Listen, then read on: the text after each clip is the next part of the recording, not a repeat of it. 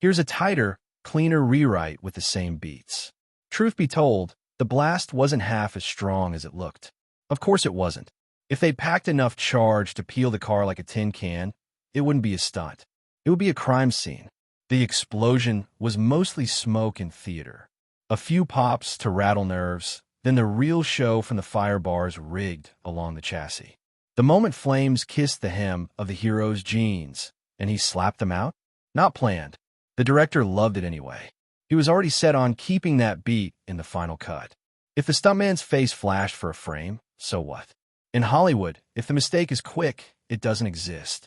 And who's scanning background in a wide, counting cheekbones and jawlines? Most people don't. Bottom line, the shot landed. Assuming the DP got focus and exposure, the director was certain this would be the film's crown jewel, the bit they'd remember him for. To be fair, every director thinks that about the latest movie. Either way, he was bouncing like he'd hit the jackpot, bear-hugging the producer and shouting. Henry, the guy who just ran through fire? He changed back into his regular wardrobe and returned to his other job, terrified pedestrian fleeing the blast. Nothing fancy. If nobody tripped, it was a one-take setup. When the street scene wrapped, crew swarmed to reset the location.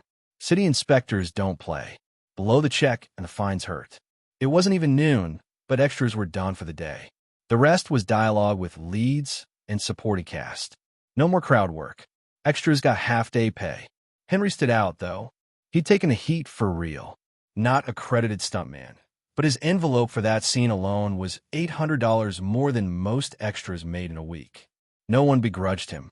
They'd seen the risk. His pants actually lit. He clearly wasn't in full flame gear.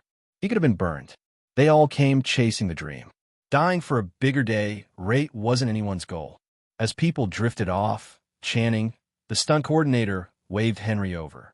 They grabbed cheap coffees at the corner cafe. Channing was still buzzing from how clean the shot played. He got to it fast. You were great out there. Ever think about sticking with me? Not just stunts. I know other ways to make money in this town. Henry didn't bite. He'd seen enough of the rough end of the market to spot a pitch.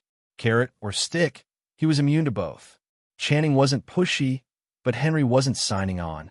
The outfit felt too gray area for a long stay. He didn't need to invent an excuse. Thanks, Channing, Henry said. I want to be a real on-camera actor.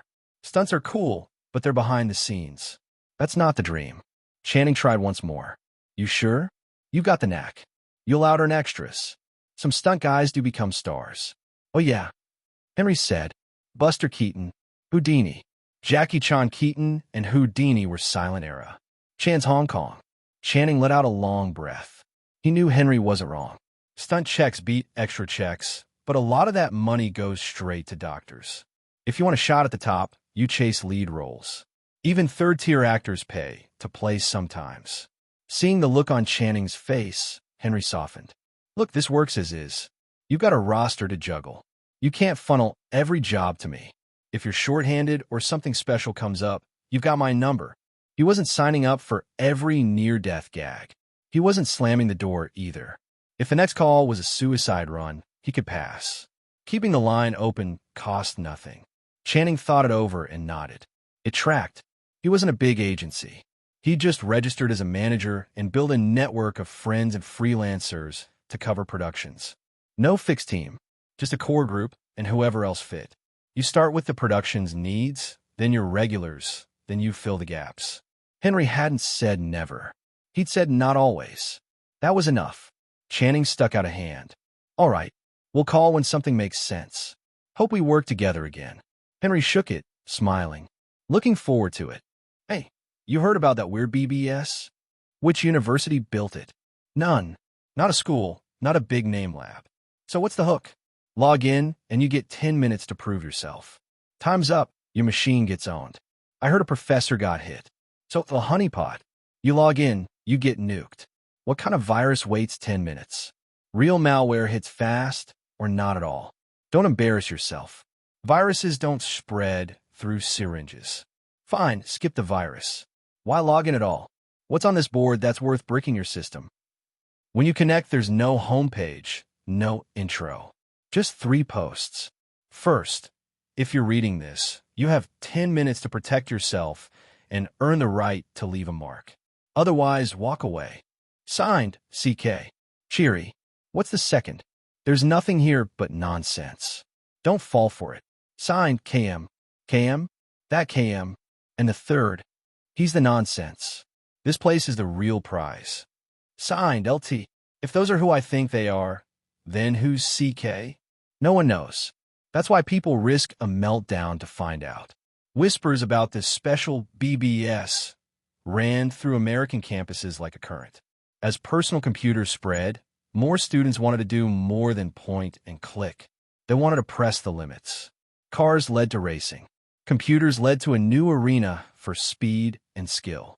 Call it brilliance or recklessness. Either way, it was sport for sharp minds. The board tore through engineering schools and top science departments.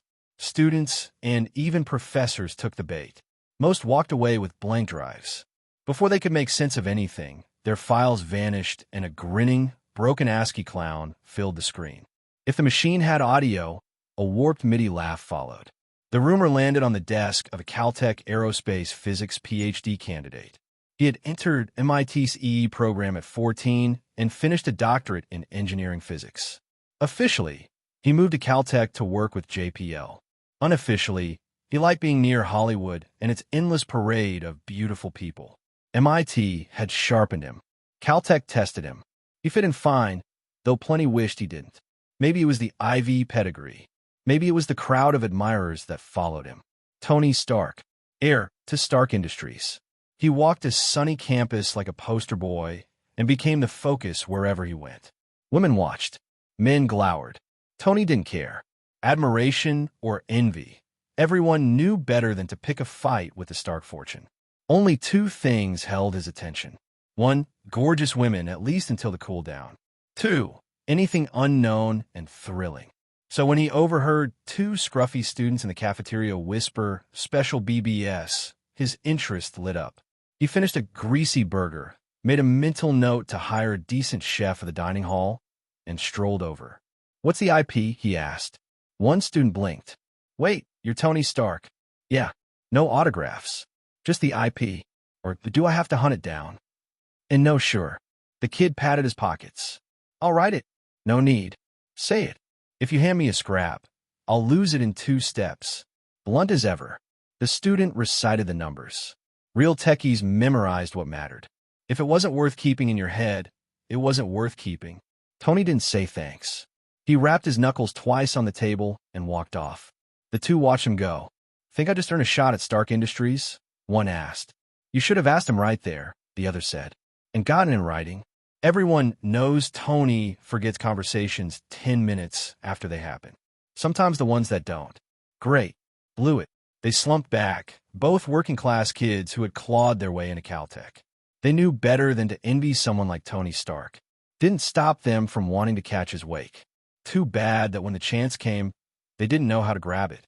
Hey everyone, Firescale Audiobooks here.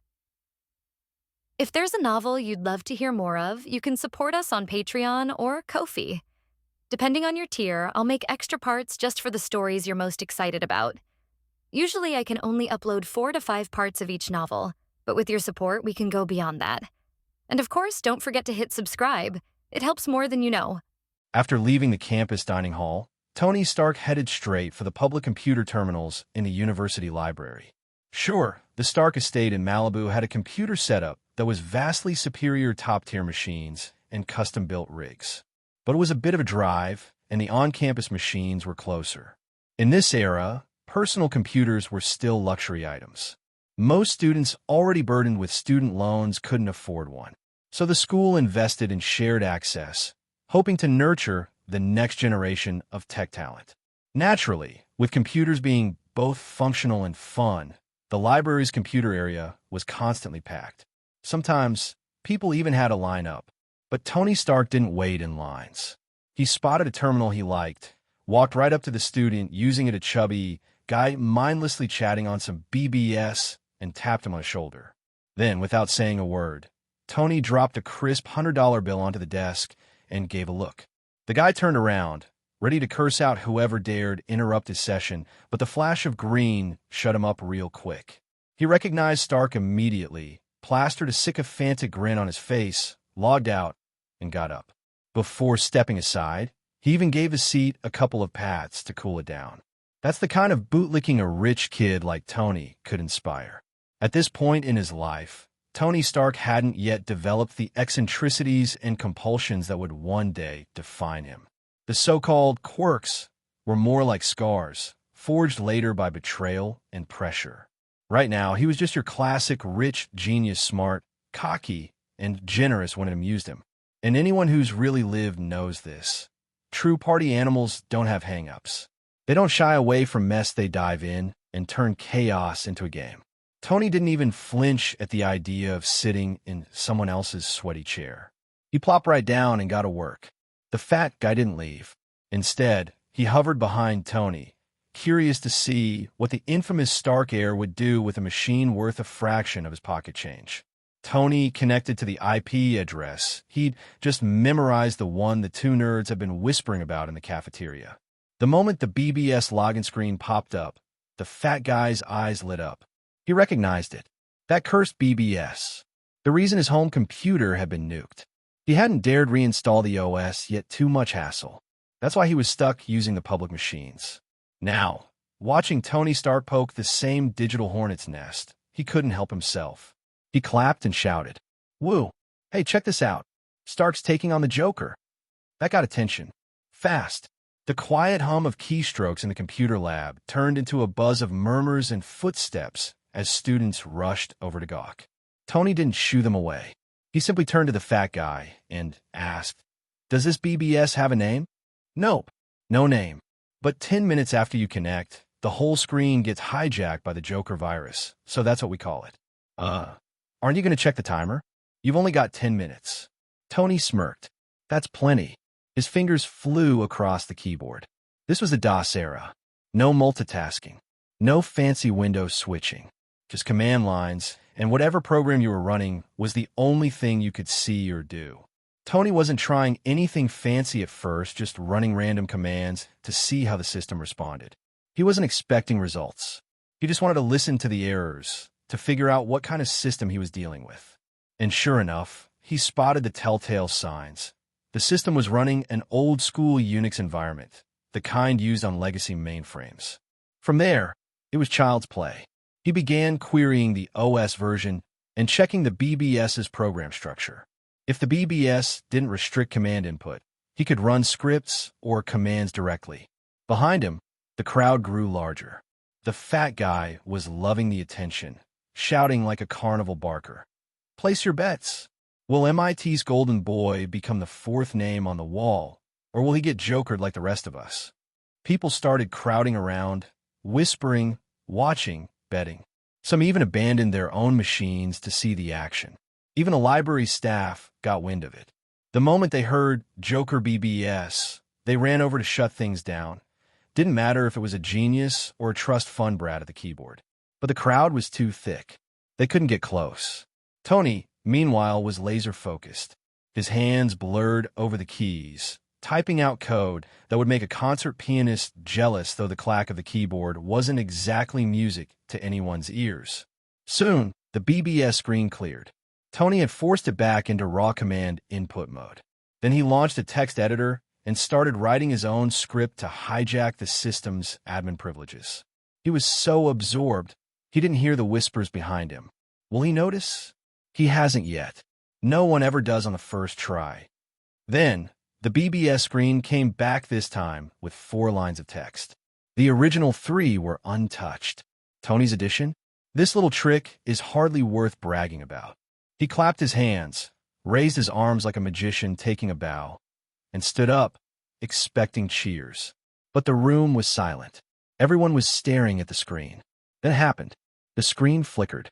A grotesque ASCII Joker face filled the terminal. The image scrolled downward frame by frame. The system hadn't frozen, it was running something. He'd been jokered. And then came the cheers. Woo, there it is. The Joker beat Stark. Tony stared at the screen in disbelief, slamming the keyboard. No response. Behind the noise, one angry voice cut through. "God damn it, Tony Stark." The head librarian, now crouched with his hands on his head, shouted, Do you have any idea how much of a pain it is to reimage a library machine? You've got more money than God. Why don't you go crash your own damn computers? Red-faced, Tony Stark had no comeback. Not this time. Tony Stark's public humiliation was quickly tossed to the back of his mind. He was never one to dwell on failure. After writing 2 checks, one as a donation to the university library, the other as hush money for the poor guy who had to reformat the infected machine, he turned and left without a second thought. Cracking the Joker virus would have to wait until he got home. He didn't like the feel of the clunky school keyboard, and the mystery behind CK intrigued him. That, he decided, was worth a deep dive. Now, seated in a lounge with a few fellow computer nerds, Tony was still digesting what had happened. Wait, you're telling me I was hacking into a decoy server? Tony's tone was half disbelief, half irritation. Yup, one of the guys nodded. That's the conclusion we came to after comparing notes with others who've tried. Also, you went about it wrong right from the start. Wrong how? Tony bristled at the accusation. He wasn't used to being told he was wrong. The first clue from CK literally said, "You have 10 minutes to protect yourself, not attack me." You were never supposed to hack in. You were supposed to defend. Tony wanted to argue that if he could have broken into the system, he could have stopped the virus from triggering altogether. But the more he thought about it, the more he realized the actual host machine he'd accessed was just a sandbox, a fake, a dummy environment. That's why he never found any code linked to the Joker virus. It wasn't just a clever program, it was a trap. One he walked right into. Has anyone tracked down where the BBS is hosted? Tony asked. He was already thinking about taking this fight offline. Yeah, we traced the IP to University of Chicago. But according to folks over there, no one from their server room installed it. Even their own server logs don't show the BBS existing. What the hell? In this early era of hacking, most battles were still just virus versus antivirus. Network deception and misdirection weren't common tactics, at least, not yet. It wasn't that Tony wasn't smart enough. He just hadn't imagined someone pulling that move. It was unprecedented. In the hacker circles, he could guess who KM and LT were, probably even traded bars with them on other BBS forums. LT especially was known in some academic circles. But this mysterious CK? That alias was new. Who the hell is CK? Don't tell me it's Calvin Klein selling underwear online now. Tony snarked, earning a round of chuckles. No one knows, someone replied. So far, nobody's come forward claiming the handle. What no one realized was that the mastermind behind the Joker BBS was, at that very moment, browsing academic journals in the Caltech library Henry, fresh off his movie stunt gig and a quick lunch. He'd heard about the chaos in the computer area, but didn't care. He was more interested in combing through internal technical reports and unlisted academic papers, those rough draft studies not polished enough for publication, but often brimming with raw creativity. And while Tony was still piecing together the Joker puzzle, someone else entered the lounge and headed straight for trouble. A foreign student from Monaco named Justin Hammer.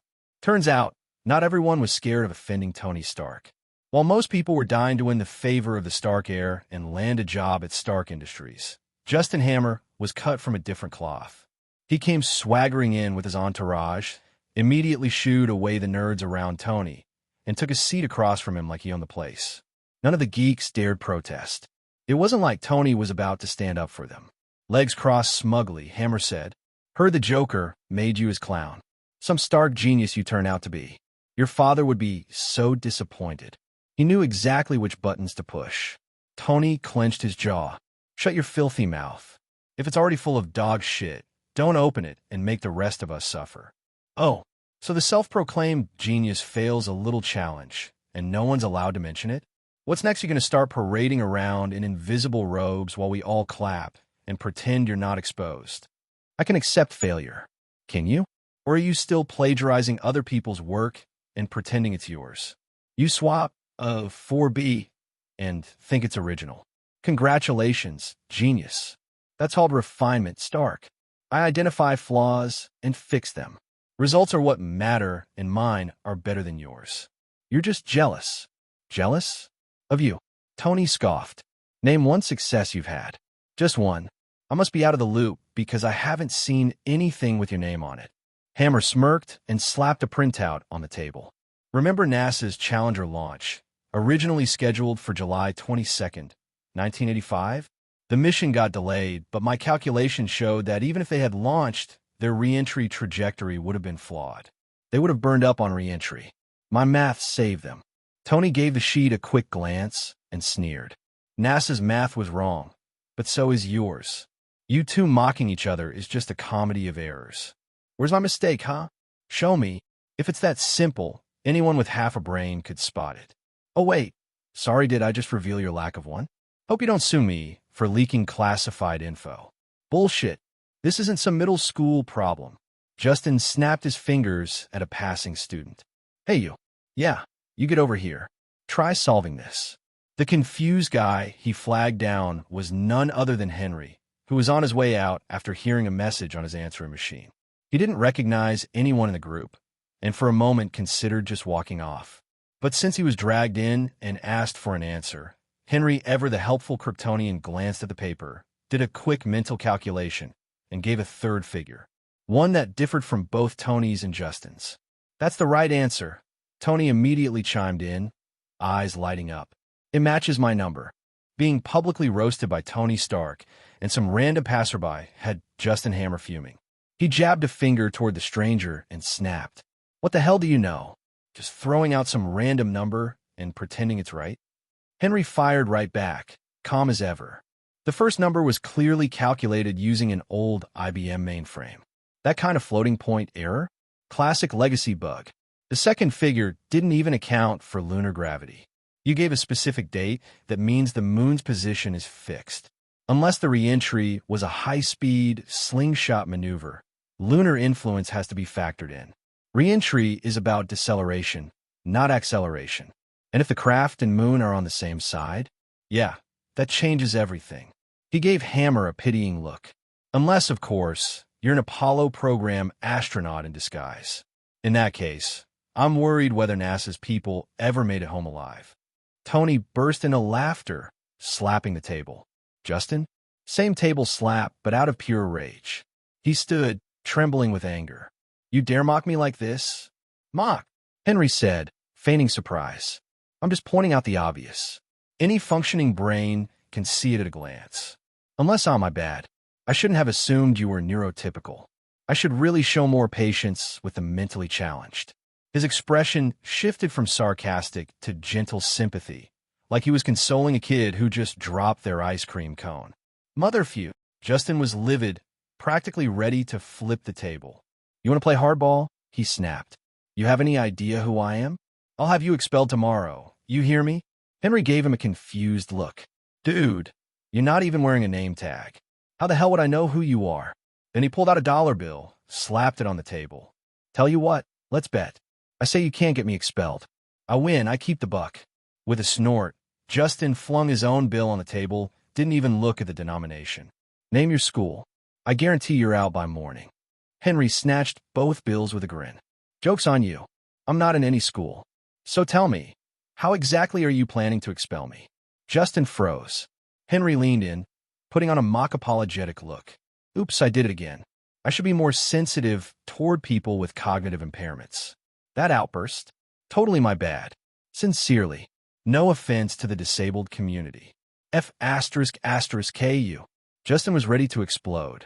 His cronies couldn't let their boss eat that much dirt, so one of them stepped in. You think you're clever? Give us your name. We'll get your record scrubbed.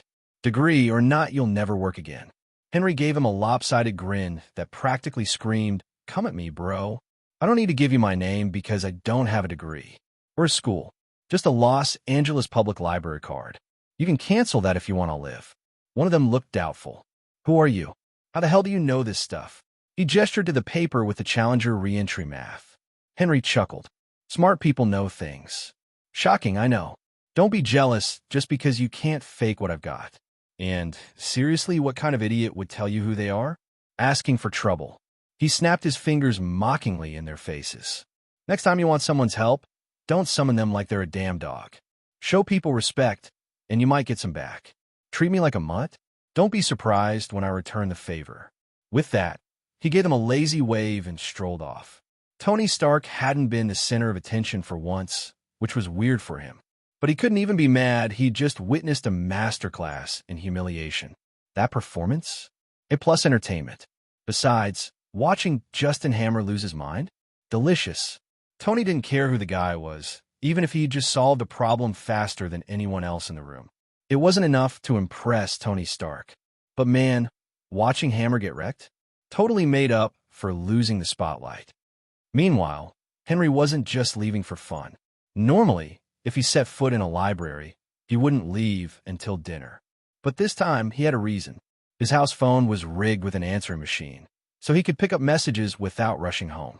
Still, with his Kryptonian hearing, Henry often listened in on incoming calls from a distance. This time, he caught a familiar voice, Mary Ann, the Film Actors Guild clerk he'd been bringing coffee to all week. He dropped off a cup that morning, and now she was calling to ask him to get in touch ASAP. That sounded important enough to make a detour. Reading could wait. Free knowledge wasn't going anywhere. When duty calls, you answer. Henry hopped in his car and headed straight for the Guild. No need to drive home, just to check the answering machine. What was this? The pre-smartphone era?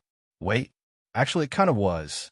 Still, Henry made one brief stop, at a trendy vegan cafe in LA, and picked up a box salad. Something light and thoughtful. Nothing one hearts faster than a good coffee and a well-timed healthy snack. When he reached the Film Actors Guild, it was the same as always, never buzzing, never dead. Somewhere between slow and steady. Mary Ann was behind the front desk, buried in paperwork or at least pretending to be. "Hey there, sweetheart," Henry said smoothly. "Did you eat lunch? You look like you're wasting away." She looked up, eyes lighting up. "Henry, you really think I've lost weight? Here." He handed her the salad. Late lunch, early dinner, surprise snack, dealer's choice. "Oh, honey, you're too sweet," Mary Ann gushed, clutching the container to her chest. She wasn't the kind of woman who'd accept just any salad from just anyone. But Henry had taste. He always brought her stuff from places on her secret favorites list. Not too fancy, but good. Well-timed. Well-chosen. Mary Ann appreciated the little things. Mary Ann didn't open the salad right away, of course. That wouldn't be polite or classy. Instead, she pulled a file from behind the desk and slid it across to Henry. "You got my voicemail, right?" "Yeah," Henry nodded. "The shoot today wrapped around noon, so I hit the gym. Heard your message once I got back." That was a lie, but a convenient one. If he said he'd been reading in a library all afternoon, it'd just sound weird for an aspiring actor. Hitting the gym fit the image better. After all, half the guys in Hollywood were built like superheroes and read like second graders. Marion stood and tapped the folder. "You've still got time if you head over now.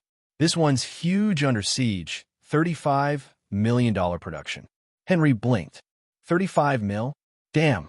They're casting background military roles, mostly soldiers, but it's a little different. The casting director's involved, sure, but the producer wants final say. They already tapped some agents, but they're short on people, so they opened it to the union. "I sent your profile over with a few others. They just called asking for more candidates on short notice. First round auditions are still going on, but if they get enough bodies, there might not be a second round. So the sooner you get over there, the better."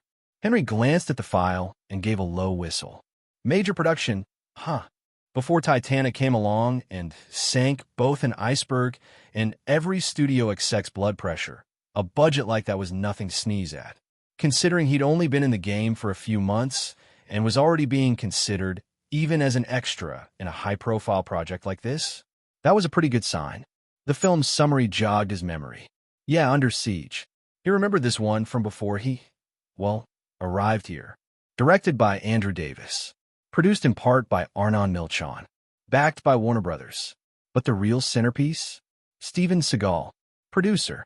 Lead actor. Walking controversy. At this point in time, Seagal was still riding high, a Russian-American martial artist whose Aikido-based fight scenes looked like one-hit kills. No flashy brawls, no dramatic reversals, just bone-snapping, nerve-pinching precision. It gave him a unique place in the action genre, especially compared to the more theatrical beatdowns of other stars. Under Siege, set aboard the USS Missouri, would go on to be one of his career-defining hits. But Seagal was also a complicated guy, far from a typical Hollywood meathead. Beneath the ponytail and spiritual-sounding interviews was someone a lot more calculating. Still, Henry wasn't looking to schmooze the leading man. He was just aiming for a helmet and fatigues background role. Hopefully, that kept it below the radar. After nearly 3 months on various sets, Henry had learned the social structure of Hollywood the hard way. Your on-set social circle directly correlated to your screen time. Extras and leads might share the frame, but they lived in separate worlds. Unless a lead chose to speak to you, initiating conversation only got you a cold stare or worse, a complaint to the AD. He checked the location. The audition was right on the Warner Brothers lot close to the Union Building, but just far enough to make walking inconvenient and parking annoying. He tapped the folder lightly and flashed Marion a wink. "All right, I'll go test my luck." "Thanks, sweetheart. Ask for Luigi when you get there. He's representing the Union on set. You know him." "Got it." Henry gave her a casual wave as he headed out. He didn't speed there using Kryptonian super speed. Nah, he drove like a normal guy. This wasn't a world-ending emergency, just a potential job. No need to blow his cover over a casting call. Besides, driving meant he could leave directly after without circling back to the Union parking lot. More efficient and more discreet. More importantly, he was building habits. Relying too heavily on his powers during everyday life made it way too easy to slip up when it mattered. Start casually lifting cars in the grocery store parking lot, and suddenly your secret identity's trending on national news. He didn't want that.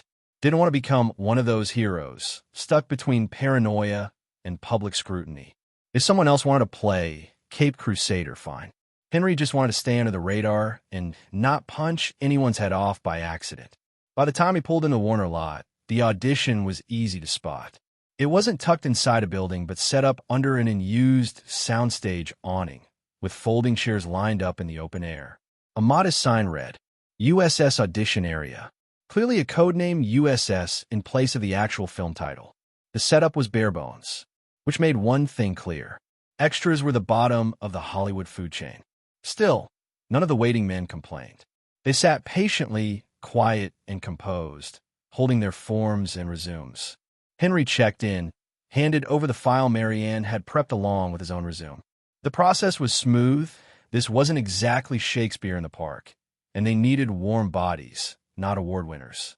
Instead of joining the others under the shade, Henry stood in the sun, soaking in the spring light, and watching. Men of every race, background, and accent had shown up for this audition, but they all shared one thing in common. They looked like they'd just walked out of a military recruitment poster. Tall, built, square-jawed, the kind of guys the U.S. Army would love to clone en masse. Looking at them, and realizing he fit right in, Henry found that kind of hilarious. Henry Brown, the assistant, running herself ragged, called out several names in rapid succession. Henry followed the group into the studio building. A vacant set currently between productions had been converted into a makeshift casting space. A row of folding tables stood in place of a proper casting room. Off to the side hung a line of neatly pressed Navy and Army uniforms. No one was asked to change, though. The audition was more for presence than performance. They were simply guided to sit in a line before the casting table. Each actor's profile, previously checked in and verified, was placed before the casting director. Whenever he glanced down and found one worth a second look, he called the name and asked the candidate to stand and turn for inspection. Those who made a favorable impression were sometimes asked to don a uniform, then turn again, just to see how they looked as a soldier or a sailor. When Henry's turn came, the casting director raised a brow. "You hand-wrote a stunt credit onto your resume?" "Yes, sir," Henry replied. "I just completed it recently, so I haven't had a chance to update the document yet." "How recently?" "This morning, sir." "Huh." The director leaned back slightly. "You mind telling me what kind of stunt work it involved?" "Within the limits of your NDA, of course." Henry had personally signed those contracts. He knew the confidentiality clauses well, and they were minimal, given it was a low-budget B-movie. So he gave a brief rundown of the scene, careful to highlight the physical action without revealing any plot details. Everyone at the table had been in the industry long enough to read between the lines. Even a vague description was enough for them to mentally reconstruct the setup. The casting director continued. Which stunt team were you with? Channing. Channing Williams. Oh, that old bastard. The man chuckled. So why didn't you sign on with him? He glanced down again. You're only registered through the guild. Because I still want to work in front of the camera, sir, Henry answered honestly. Stunt work's fine, but I'm aiming for speaking roles. It was the most reasonable answer possible. No one joins this industry to stay invisible. Everyone wants to be seen. The director nodded and moved on. You get seasick? No, sir. Sound pretty confident. You come from a boating family? He smirked. I worked crab boats in the Bering Sea last October and November Alaska runs.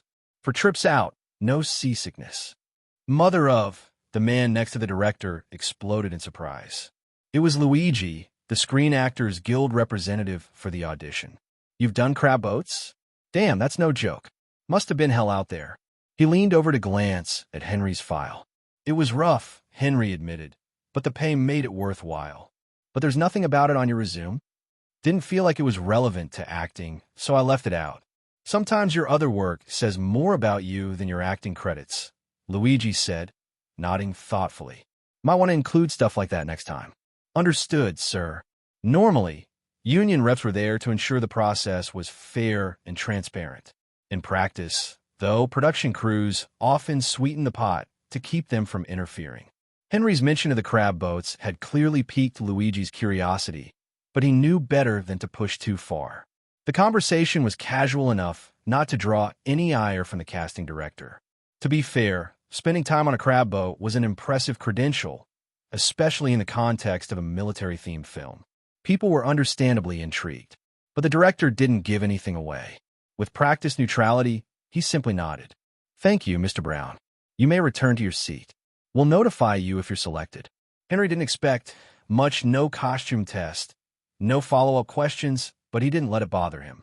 He returned to his seat without any fuss. What he didn't know was that the director had already marked his name. In truth, Henry had just moved into the likely backup column. Why? Because their star had a bad habit of accidentally injuring people during scenes, whether from overzealousness or carelessness was unclear, but the result was the same. Broken noses, sprains, bruised ribs. And word had gotten around. Many stunt professionals avoided working with him altogether, unless their fees were doubled or tripled. So the casting director needed extra coverage, people who could take a hit, step in last minute, or be quietly reassigned to stunt duty if someone dropped out. Henry's brief stunt experience made him exactly that kind of backup. A short while later, 2 more hopefuls were asked to change into uniforms. While they were off in wardrobe, those who didn't make the cut began filing out. Another audition wrapped up, business as usual. Henry left the Warner lot without heading back to the library. He had a different stop in mind, a hardware store that stocked electronic components. Not the rare custom-built computer parts, of course. Those are hard to find. But basic circuitry, capacitors, and logic chips? No problem. After all, some of the biggest names in tech started in garages. But Henry wasn't trying to be the next Steve Jobs or Elon Musk. In a world where Hydra could upload minds into machines, or where PIM particles could shrink entire buildings, trying to disrupt the industry with basic tech felt like trying to sell flip phones in Wakanda. He didn't know if those kinds of technologies really existed in this timeline, but if they did, stepping on the wrong toes could get him killed, or worse, recruited. And let's not forget, if you wanted to succeed in America's booming IT sector, you needed capital. Big capital. Wall Street capital. That meant dancing with the devils in tailored suits, most of them speaking fluent Yiddish and smiling while they bled you dry. Henry's true advantage wasn't his brain. It was his Kryptonian blood. He didn't need to be rich, just resourceful. So no, he wasn't planning to build a tech empire, but he was going to build some quality-of-life upgrades. First, build a proper workstation-level computer for cracking, compiling, and quietly laying down footprints on the still-developing internet. Second, a home theater setup with top-grade speakers, studio-level, cinema quality, and upgrade the hell out of his house's soundproofing. Because in this noisy, nosy world, music and movies were his one true salvation. And if he didn't treat his ears right, He'd lose his damn mind before Lex Luthor even showed up. Ever since Henry got the green light to modify the kitchen, he'd quietly taken that as blanket permission to upgrade everything else in the house too. Structural stuff? Untouched. But anything he could tweak, replace, or improve, he did it himself. No contractors, no permits. Just tools, materials, and a Kryptonian brain backed by steel-forged hands. Gary, the landlord, didn't seem to care. He often dropped off food in Tupperware, and as long as the house didn't blow up and Henry promised to return it to rentable condition later, he kept his mouth shut. So when Henry picked up a few acoustics books at the library, it didn't take long for him to fall headlong into the glorious rabbit hole of high-end audio engineering. Because speakers? Speakers had no era, no expiration date. They weren't beholden to tech trends or operating systems. They were all about physics and materials and intelligence. Sound was math. Sound was geometry. Want optimal audio? Then minimize interference, bounce waves the right way, and build your space so that the sweet spot, the acoustic focal point, was where you'd actually be sitting. Those principles hadn't changed in 100 years, and they wouldn't change in the next 100 either. The science of concert halls, recording studios, and listening rooms had always been the same. It was just the materials that evolved. And frankly, even modern alloys hadn't completely outclassed the classics. Copper was good. Silver was better. Most people didn't use it because it was expensive and a nightmare to process. But Henry wasn't most people. With heat vision, microscopic precision, and zero need to worry about patents, labor costs, or intellectual property, he bypassed every overpriced middleman in the supply chain. He bought raw materials. He handcrafted the rest. Take wiring, for example. Instead of settling for high-end copper, he went with silver, higher conductivity, cleaner signal, less resistance. Sure, silver was notoriously tough to work with, but not when you had Kryptonian fingers. He refined it to lab-grade standards, ensuring ultra-purity and tuning the crystal lattice density, not the physics textbook kind of density, but the microscopic uniformity in the wiring, eliminating gaps and inconsistencies down to the nanometer. It was the same reason ancient blacksmiths hammered molten metal for hours, reduced bubbles, increased structural integrity. Then came the braided shielding layer to insulate the signal from outside interference. And finally, the rubber casing, not so much for sound quality, but for protection. That part required chemistry. In fact, processing the materials gave off fumes and chemical waste. So, naturally, Henry upgraded his kitchen exhaust system into something most labs would envy. A high-grade, multi-stage ion filtration unit. Static filtering was child's play. He went full mad scientist. The result? An obsessive passion project that blended electronics, materials science, chemistry, and a little bit of overkill. But this wasn't some indulgent flex of his Kryptonian brainpower. This was training. Because no matter how many books he read or papers he memorized, raw knowledge was still just disconnected data. Just like a martial artist learning 100 styles, but never sparring. Real mastery came from synthesis, from doing. To build this sound system, he had to consider the room's layout, acoustic geometry, available materials, and his own practical limitations. And in solving one problem after another, those books stopped being books. Those papers stopped being theory. They became intuition. He'd find himself asking, can this be improved? Is there a better way? What if I try this? Each week pushed him past what the textbook offered. He wasn't just recalling knowledge. He was testing it, expanding it, innovating. No wonder people said desire drives science forward. If you're not trying to solve something, you're not going to discover anything new. Unlike Superman, Henry didn't have a fortress of solitude packed with Kryptonian science and miracle tech. He didn't have an alien AI whispering universal truths into his ear. If he didn't read, think, or explore, his superbrain would just sit there, useless, nothing more than a glorified calculator. And it was during this project, this audio temple he was building for his ears alone, that Henry realized something he'd never felt before. Genuine inspiration. Before this new life, he'd just been an end user, a cog in the system. His job was to plug values into templates, slap duct tape on problems, and get sign-off before deadlines. If something went wrong, He could always just submit a different version and pretend it was progress. Real innovation? Real elegance? Those are luxuries for people smarter, richer, or luckier than him. But now he had the tools, the mental horsepower, the freedom. When he hit a problem, he didn't just solve it. He started seeing alternate paths, new ideas that felt right. Not guesses, not pipe dreams. These were viable, operational, solutions that could work because the logic behind them was sound. That was what inspiration felt like. Not some magical bolt from the heavens. Just the natural byproduct of a solid foundation, clear logic, and the confidence to stretch just a little further. It was this feeling, this newness that made Henry stop and wonder. Was this what real scientists felt like? Was this what Tony Stark lived with every day? Was this something I've always had? Because when he looked back on his past life, it suddenly felt fuzzy. He remembered things. Sort of.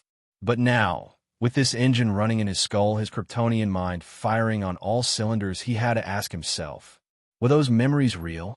Or were they just constructs? An elaborate fiction generated by an alien brain trying to fill in the blanks? And if they were fake, who the hell had he really been? For once, Henry didn't have an answer. Good news, Henry, I've got good news. Mary Ann's voice chirped excitedly over the phone. Henry had just started dinner.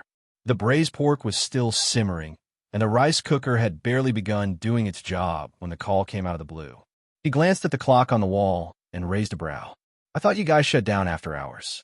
Don't agents go home and rest like normal people?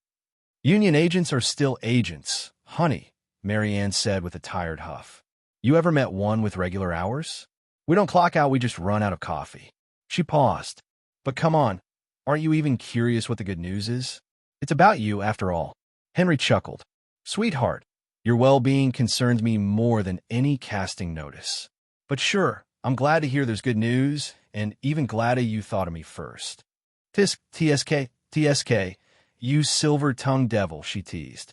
Now I feel sorry for all the girls who fell for that line before me. Unless, wait, you're trying to rush me off the phone, cause someone else is already in your bed. You wound me. Henry gasped in mock horror. I'm just a poor man, cooking dinner for one, eating in front of soap opera rerun, and quietly wasting away. Okay, that last part about the soap opera was made up, but the quietly wasting away part? That rang true. Evening life in this era felt dull for someone who remembered what came next. Entertainment hadn't evolved much yet. Henry spent most nights listening to music or tinkering with computers, tweaking code, testing systems. Fulfilling, sure. But fun? Not really. That was a different kind of satisfaction. Such a shame, Mary Ann sighed. If only you'd call me first. I'm actually still at the guild office waiting for my date to show up.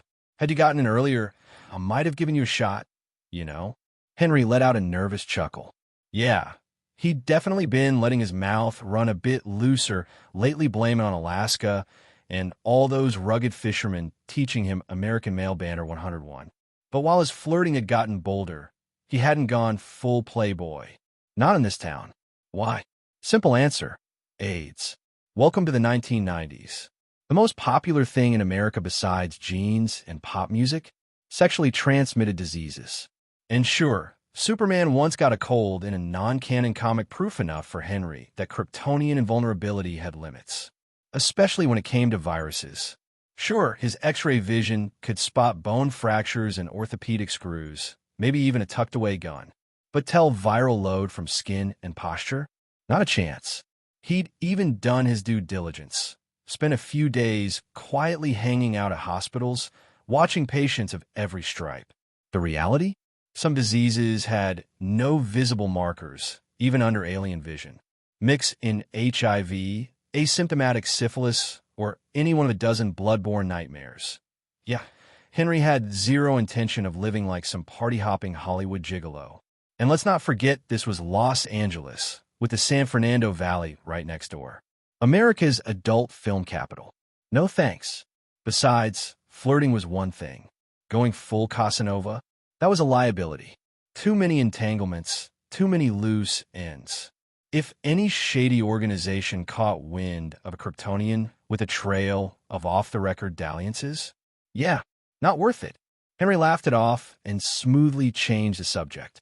So, darling, stop teasing me. What's this good news you called about? Ugh, fine. You're clearly trying to get rid of me. I'm heartbroken, he replied, dramatically. I just didn't want to ruin your date. I do try to be considerate. He could hear a man's voice in the background. Baby, I'm here. You ready to go? Marion muffled the receiver. One SEC, sweetheart. I got a work call. Didn't help. Henry still heard everything. When she came back on the line, her voice had a faint trace of regret. Okay, I can't stay long. The good news is the production team from Under Siege got back to us. You're in. Hey, that is good news, Henry said, genuinely pleased. Guess I'll sleep like a baby tonight. Make sure you swing by the guild in the next few days and pick up your paperwork. You'll be needed on set soon. And heads up, they want full-time presence. Henry raised a brow. That's a bit unusual for extras, isn't it? Typically, only main cast were locked into full-time schedules. Extras' background actors got paid by the day or hour.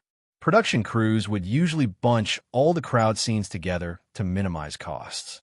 Bringing extras in every day, that wasn't just expensive, it was weirdly generous. But hey, if they had money to burn and wanted bodies on standby, Henry wasn't about to complain. Paid downtime was still paid. All right, he said. I'll drop by tomorrow to grab the materials. Perfect. I've got to run. Have a lovely night, sweetheart. Shame you're not the one I'm spending it with. Mary Ann's wistful tone lingered for a beat before the line went dead. Henry smiled to himself and went back to his braised pork. After wrapping up his B-movie gig, Henry transitioned smoothly into the Under Siege production team. No fanfare, no fuss. On day one, the first thing he noticed at the assembly point was that uniformed military personnel were handing out non-disclosure agreements to everyone, cast, crew, extras alike. Naturally, the stars, supporting cast, director, and producers weren't present. People of higher rank had their own procedures and privileges. Still, for a big-budget production like this, strict NDAs were par for the course. But this one, it was thick, like really thick. Now, the average Hollywood actor isn't exactly a scholar. More than a few suffer from reading disorders. Handing them a document this long, without legal assistance, was borderline cruel. Some of the newer faces Henry included dutifully flipped through the document, frowning and trying to make sense of it. The seasoned veterans, on the other hand, barely skimmed the contents. A few pages flipped, a shrug, and then scribble, signature done. One wide-eyed newbie turned to an old hand, stunned. Dude, you're not even reading it? Aren't you worried something shady's in there? The veteran took a drag off his cigarette and smirked. Nah, these movie NDAs are all the same. We don't get the script, so we're not leaking plot details. Basically, just don't snap photos on set or run your mouth to the press. He paused to flick ash from his cig. This movie looks Navy-themed, so there's a military-specific clause too. No cameras without clearance, don't wander off in restricted zones, follow orders when on base, simple stuff. They'll explain it all when we get there. No point reading the whole damn thing now.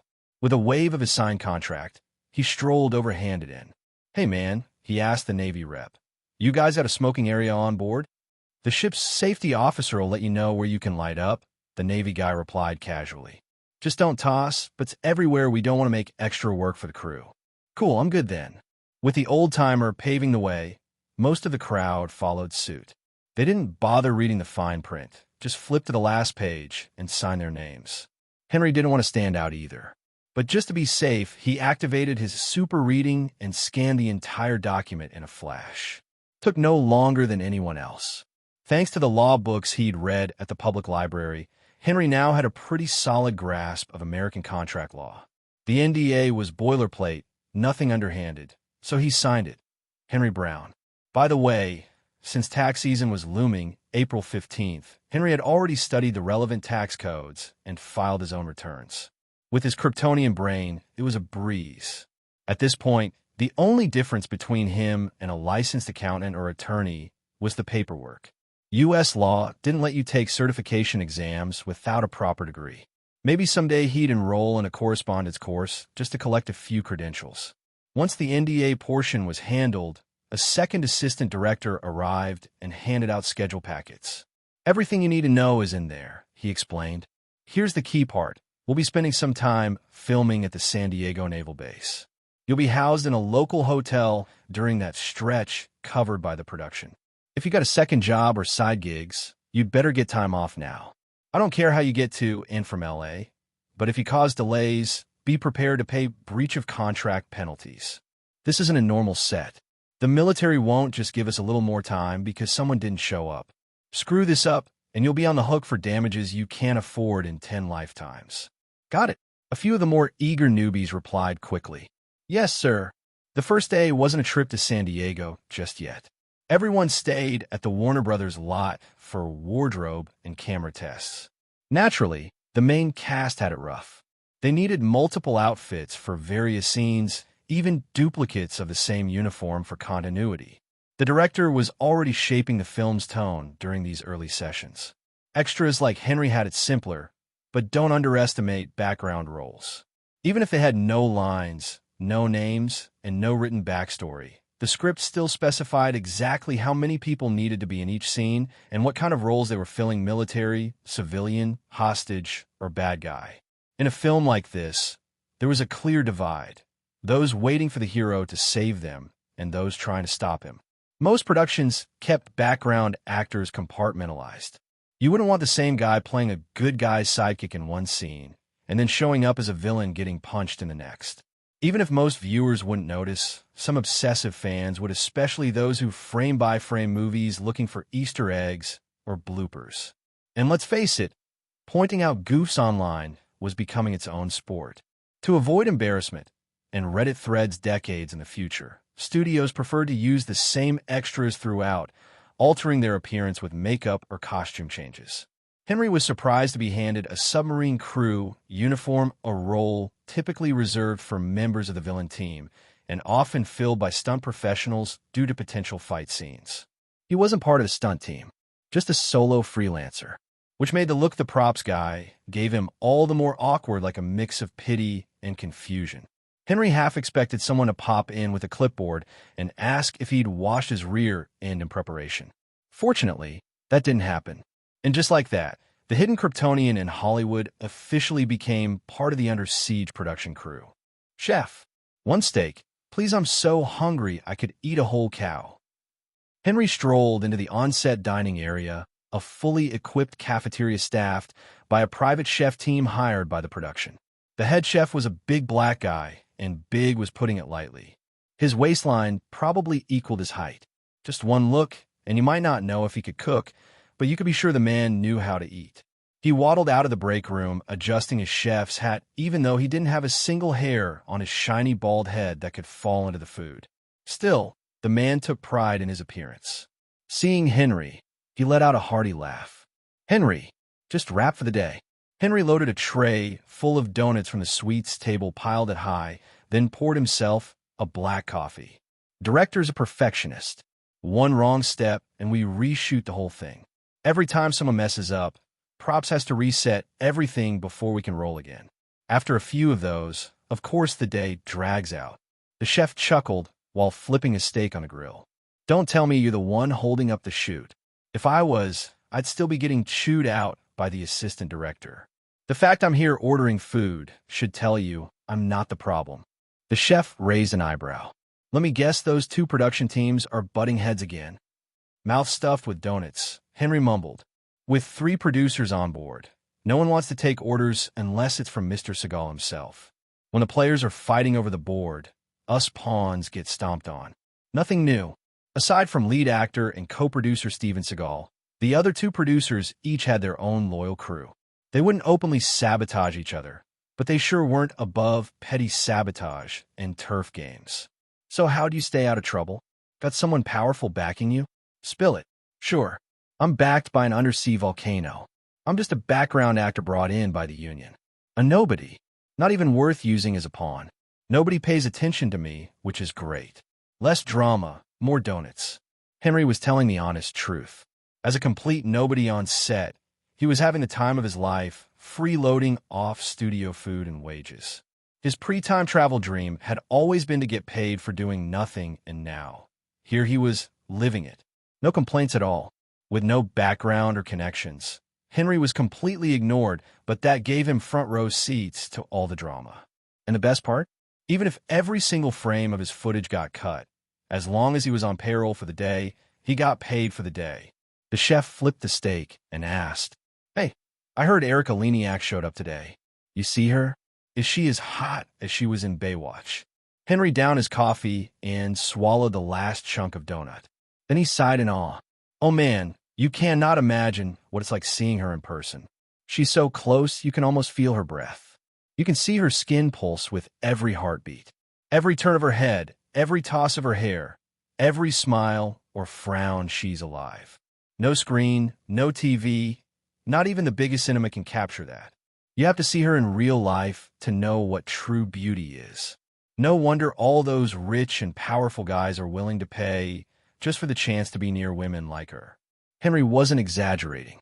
Even with a hard drive full of goddess-tier girls from his past life, Erica's real-life presence had stopped him cold. It was a reminder that what you see on screen is nothing like seeing someone in person. Not even close. The chef pressed the steak down on the hot grill with a massive fork, letting it sizzle. He grinned.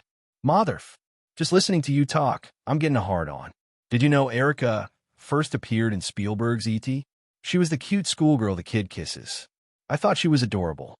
Then when she showed up as a Playboy centerfold in '89, I was like, yep, she's back. And when she played Shayuni in Baywatch, man, I was in love." He flipped the steak onto a plate and handed it over to Henry, who by now had demolished most of the donut tray. No sides, just steak. If anyone wanted greens, there was a salad bar nearby, fully stocked. Henry picked up his knife and fork and cut into the meat. "No offense, chef, but was this steak recipe from the British or the Germans?" The chef bared his teeth in a proud smile. "You could be pickier than a Michelin inspector, and I'd still have my Lou Cordon Bleu diploma hanging in my kitchen." Henry chewed and smirked. That diploma taught you this. Around him, the tables were full of carbs. Whether it tasted good was another matter, but it was definitely filling. Even a steak had that rough cowboy cookout kind of vibe. If a Michelin chef saw this setup, they'd have an aneurysm on the spot. The chef shrugged. "Hey, we're in America. Doesn't matter what the dish is, good or bad, it'll all go down with a bottle of ketchup. You really think my garlic butter escargot would beat out those donuts over there? So you just phoning it in? They're not paying you enough." The chef turned serious. "Honestly, the pay's pretty damn good. But I'm confused too. Usually, I only work private gigs for rich folks' weddings, banquets, yacht parties. I do everything from wine to caviar. This is my first time working for a film crew. And it's a 24/7 gig too. If the money wasn't right, no way I'd be here." Henry frowned. "Wait, so one of the producers didn't hire your team?" "Met all of them. None of them run in my usual circles, though. I thought maybe I'd see some old clients on set. So I cooked with some effort the first few days. But nobody showed. Honestly, I'm more confused than you are." When it came to the chef's question, Henry, ever the outsider, naturally had no answer. But embracing the philosophy of "since I'm here, I might as well make myself comfortable," he replied. "Why worry? As long as people leave with full stomachs, you've done your job. And besides, haven't you already found the winning formula?" The two of them glanced together at the freshly restocked donut stand, the salad bar, and the high-end coffee machine. The diligent working class of America really wasn't hard to please. Try serving some molecular gastronomy or clam and mushroom consommé, and half the crowd would flip their trays. Truth was, these folks were wild boars who had no taste for fine brand. Still, looking at the bare-bones spread, especially during off-peak hours when it got even more repetitive, the big chef started to feel a twinge of guilt. "You think I should change things up? What if the guy who hired me sees this and thinks I'm not putting in the effort?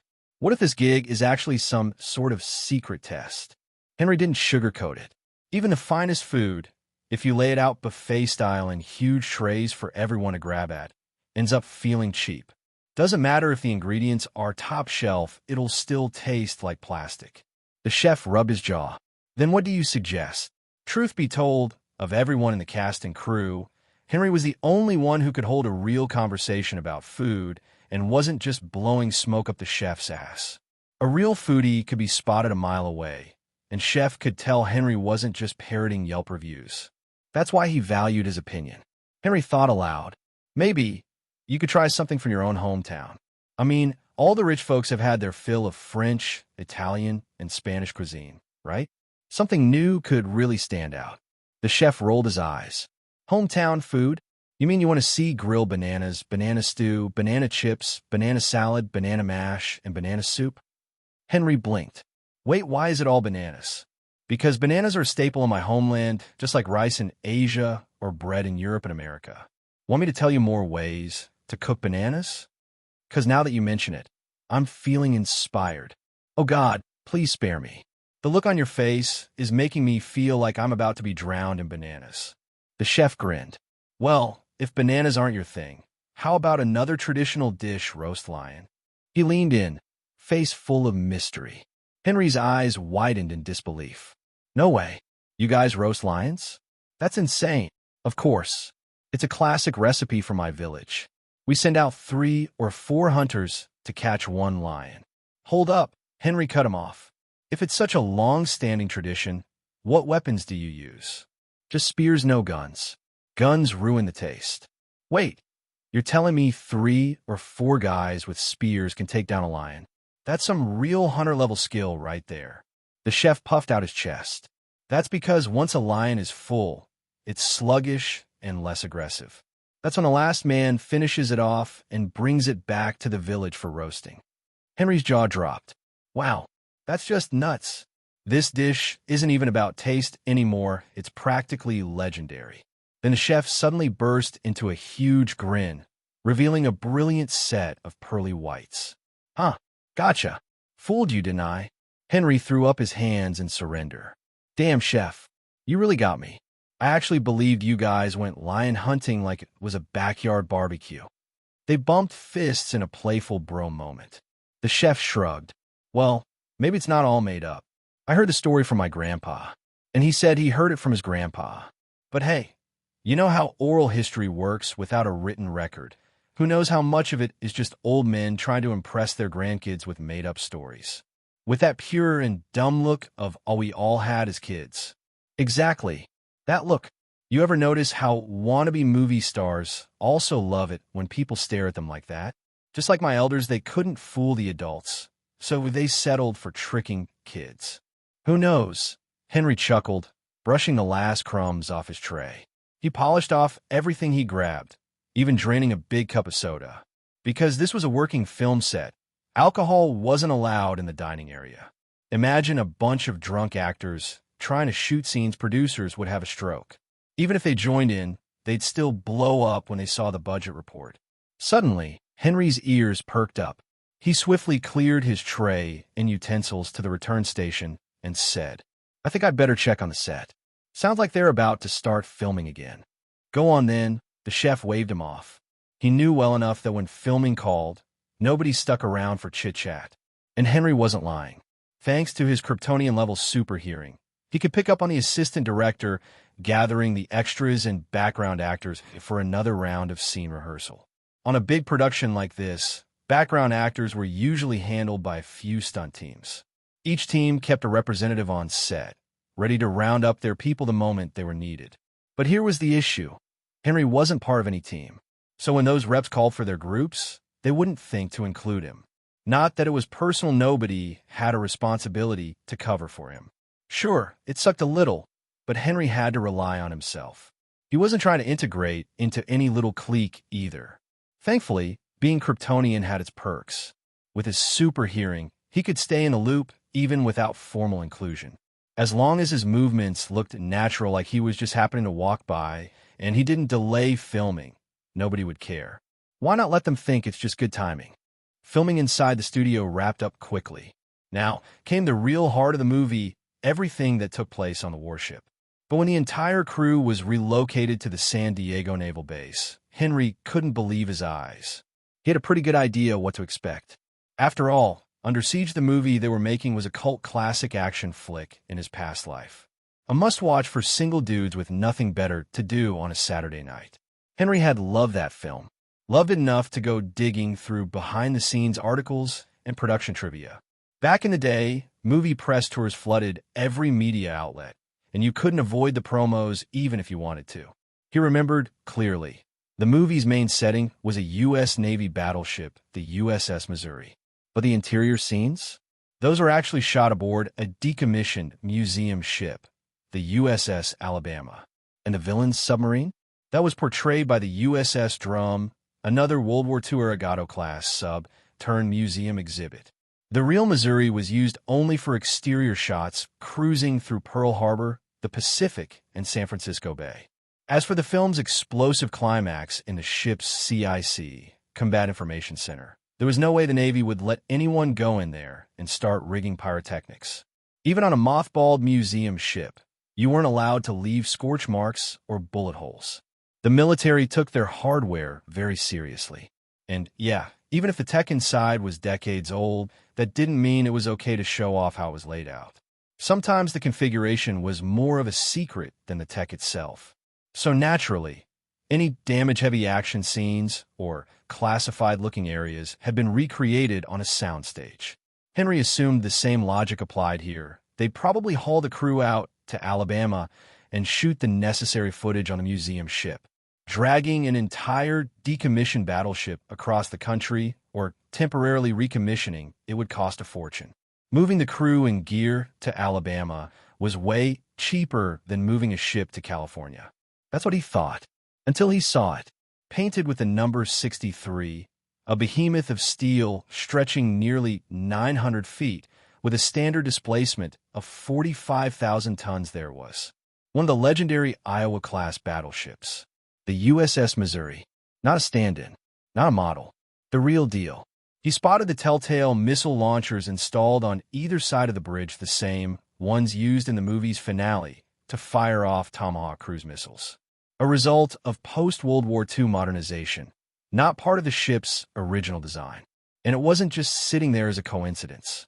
He watched as crew members and grips familiar faces from the production began hauling gear aboard. There was no denying it. They were actually going to film on a fully armed, active-duty U.S. Navy battleship. Henry, the secretly Kryptonian movie extra, stood there in stunned silence. This world was insane. What kind of reality was this, where a film shoot had access to a functioning weapon of mass destruction? This wasn't just a rusting heap with its guns disabled. This was the largest surface war machine the U.S. military had ever built. Aircraft carriers might be the pride of the fleet, but they were glorified launch platforms. A battleship like this? It killed things. It felt less like they were filming an action movie and more like they were embedding a documentary crew with live fire support. Henry swore to himself. This isn't a movie. This is a Michael Bay wet dream accidentally turned into reality. He spotted a familiar assistant director walking past, lugging a crate of gear. "Dude," Henry called out, "are we seriously filming on that monster?" The assistant director grinned. "You bet we are. And you've got one woman to thank for it." He was hauling more than he could carry, so Henry grabbed two of the crates and followed alongside. Lowering his voice, he asked, "I heard Seagal and the other producers had a thing for casting women they, already had arrangements with. Are you saying Erica wasn't one of them?"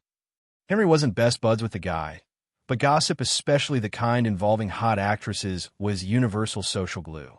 Plus, Henry asked in just the right tone. Not accusatory, not sleazy, just curious enough to invite a little off-the-record chat. The AD smirked and leaned in. Actually, Erica wasn't the first choice. Seagal and the others had a few actresses in mind, ones who were cooperative. But then we hit a wall. He nodded toward the towering Missouri. No Navy, no warship. That meant building everything from scratch or using models. Not only would that look like crap, it'd cost a hell of a lot more. So we needed someone to open the right doors. And Erica, knew someone who knew someone else.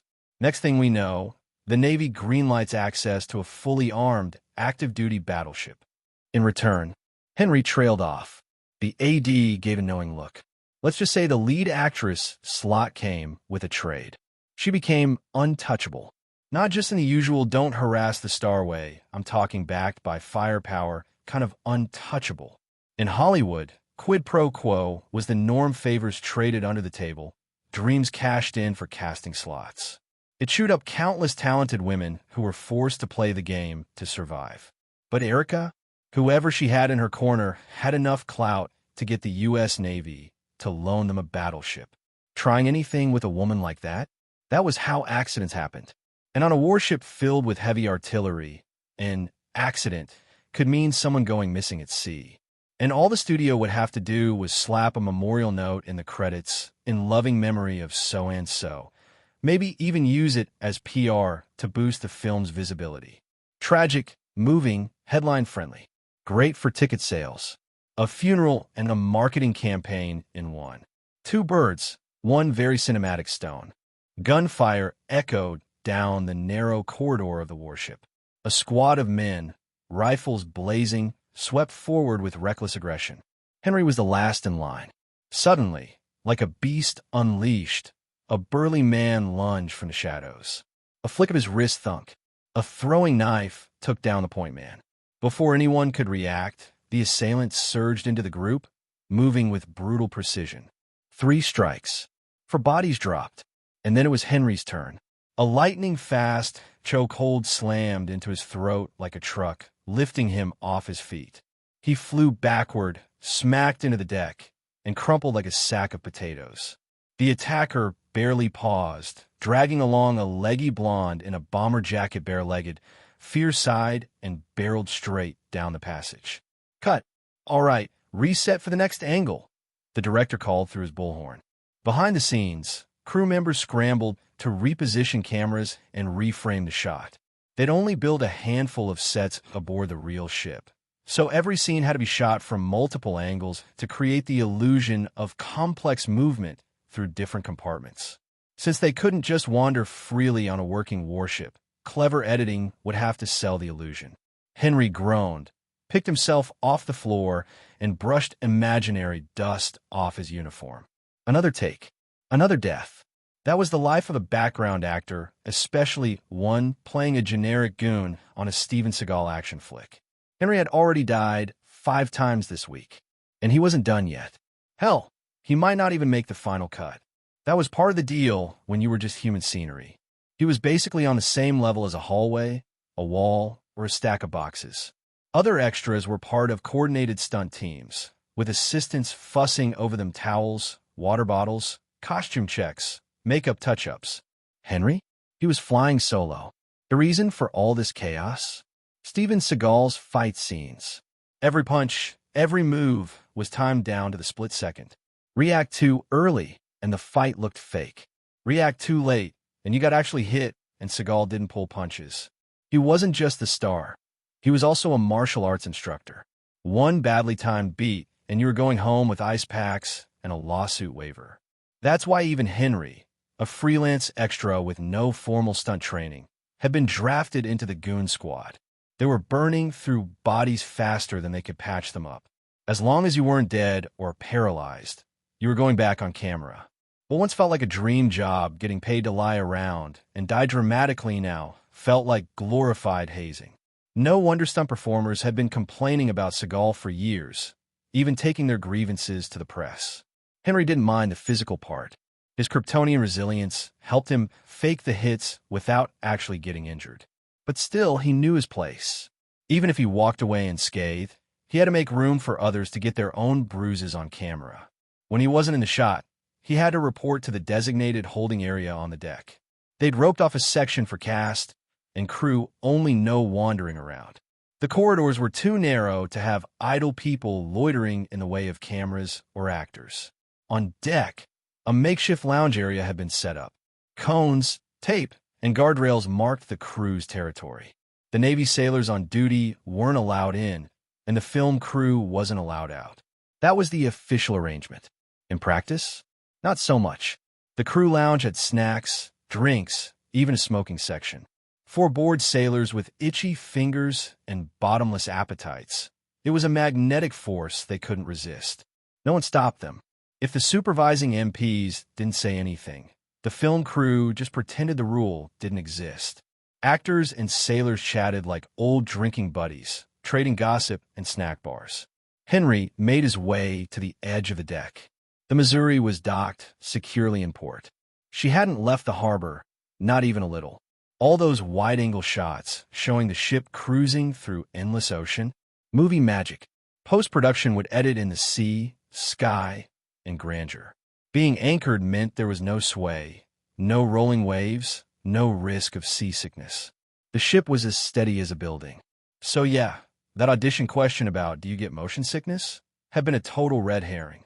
The resting area faced the dock, and just a few feet away was the gangway back to solid ground. Most of the gear props, wardrobes, even temporary makeup booths were set up on the pier, not the ship itself. Henry grabbed a coffee, downed it in a single gulp, crushed the paper cup, and dropped it in the bin.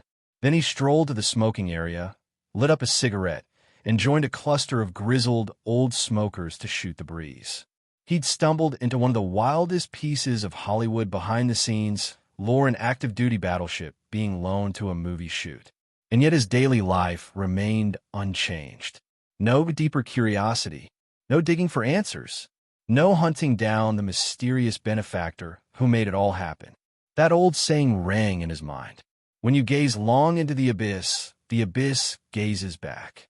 It didn't just apply to cosmic horror or Lovecraftian nightmares. It applied to everything and everyone.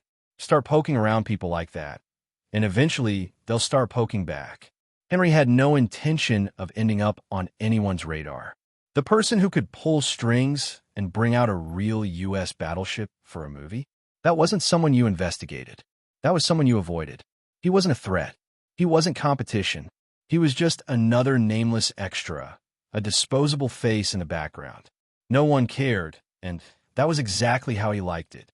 He dragged on his cigarette, eyes half-lidded, fingers idly tapping a rhythm on the cold steel railing of the deck.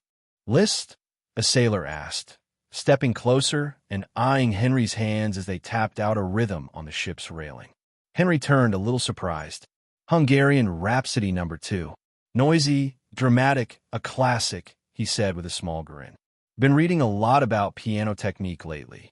Just don't have an actual piano, so I'm improvising." "Well, your fingerwork and motion are legit. That's why I recognized it," the sailor said, taking a drag from a cigarette he'd just accepted from Henry. Unlike in some parts of the world, Americans didn't usually hand out smokes like business cards, but offering one to kick off a conversation, that still worked like a charm. "You play?" Henry asked, flicking his lighter shut. The sailor nodded. "Had an old upright at home. Loved it. Been learning for years. Enlisted to save up for music school, actually." Henry chuckled, not unkindly. "You sure that's going to work? I mean, joining the military to become a concert pianist?" The sailor winced. "Damn, not even a sugarcoat, huh? I'm just being real," Henry said, holding up a hand. "To break into music professionally, you either need a family with money or parents already in the industry. Talent helps, but without support, it's an uphill battle.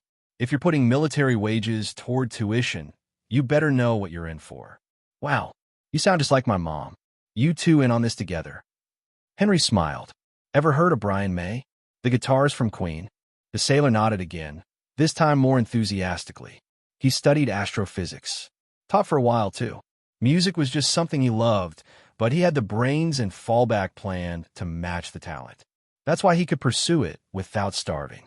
If you're just chasing passion with no plan B, well, look around you. Henry gestured casually toward the rest area, where a ragtag group of extras and crew were lounging around. The real stars, those with names in the credits and lines in the script, were off relaxing in their own, far cushier part of the ship. These folks, most of them get paid only when they're on camera. No scenes, no money.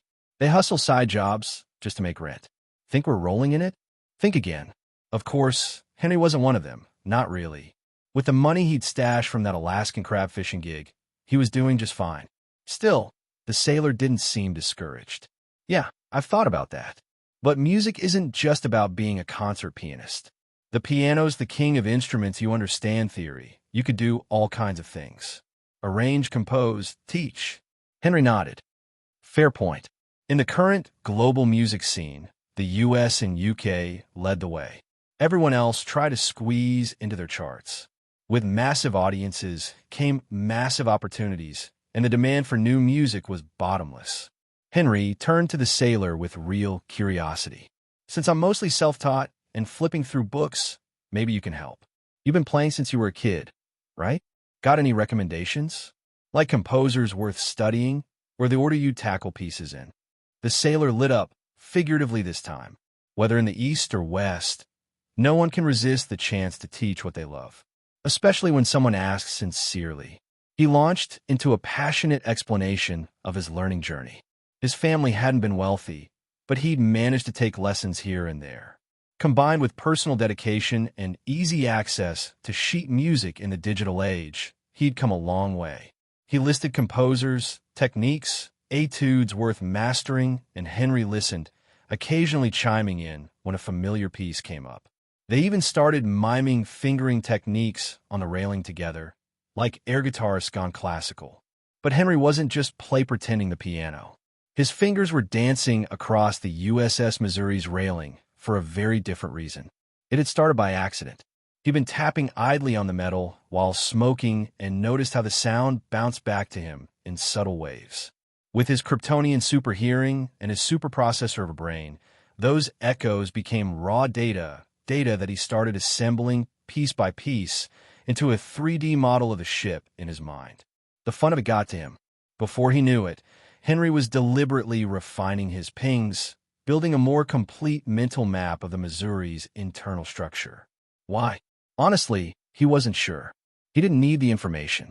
He wasn't planning on selling it, leaking it, or using it to take over the ship. He was just bored, curious, Kryptonian. It was his version of doing a jigsaw puzzle. Besides, real battleship schematics weren't something you could find at the local library. Even though the Iowa-class ships were relics from World War II, military engineers had never been particularly generous with public disclosures. Every country that could build warships knew better than to reveal everything. Take the Yamato, for example, Japan's legendary super battleship. It was supposedly the biggest ever built, but the actual specs? Still classified, even decades later. The official numbers have always been disputed. The Missouri, beneath Henry's boots, clearly had secrets of her own. The public specs said 45,000 tons standard displacement, 56,270 tons fully loaded, 887 feet long, with a beam of 108 feet. Armor thickness? Nearly 20 inches on the gun turrets, 12 inches along the hull, 7.5 on the deck. But using a combination of sonar-style tapping and X-ray vision, Henry knew those numbers were wrong. Not just off by a little due to modernization, flat out wrong from the beginning. The only thing accurate was probably the ship's width, since it had to fit through the Panama Canal. Everything else? Smoke and mirrors, hidden behind steel and silence. And no one would ever know unless they were here, unless they could do what he was doing. Was he planning to do anything with this knowledge? Absolutely not. He didn't need the attention, didn't want the heat. This wasn't about espionage or subversion. It was just a guy with godlike perception killing time between takes. In other words, classic case of too much free time. Hollywood might be the biggest movie factory in the world, but even it had its limits. Sure, it didn't crank out flicks as fast as those lightning-speed Hong Kong crews, but neither would it drag a single production out for years, especially not one involving an active-duty battleship. Filming aboard the USS Missouri wasn't something they could do indefinitely. After all, the Missouri wasn't just some floating museum piece. It still had training drills, maintenance rotations, and deployment schedules, none of which included a bunch of civilians running around playing Navy SEALs with prop guns. With so much of the movie set aboard the ship, time was tight. The practical effects, the camera work, the stunts, everything had to be done fast and right the first time.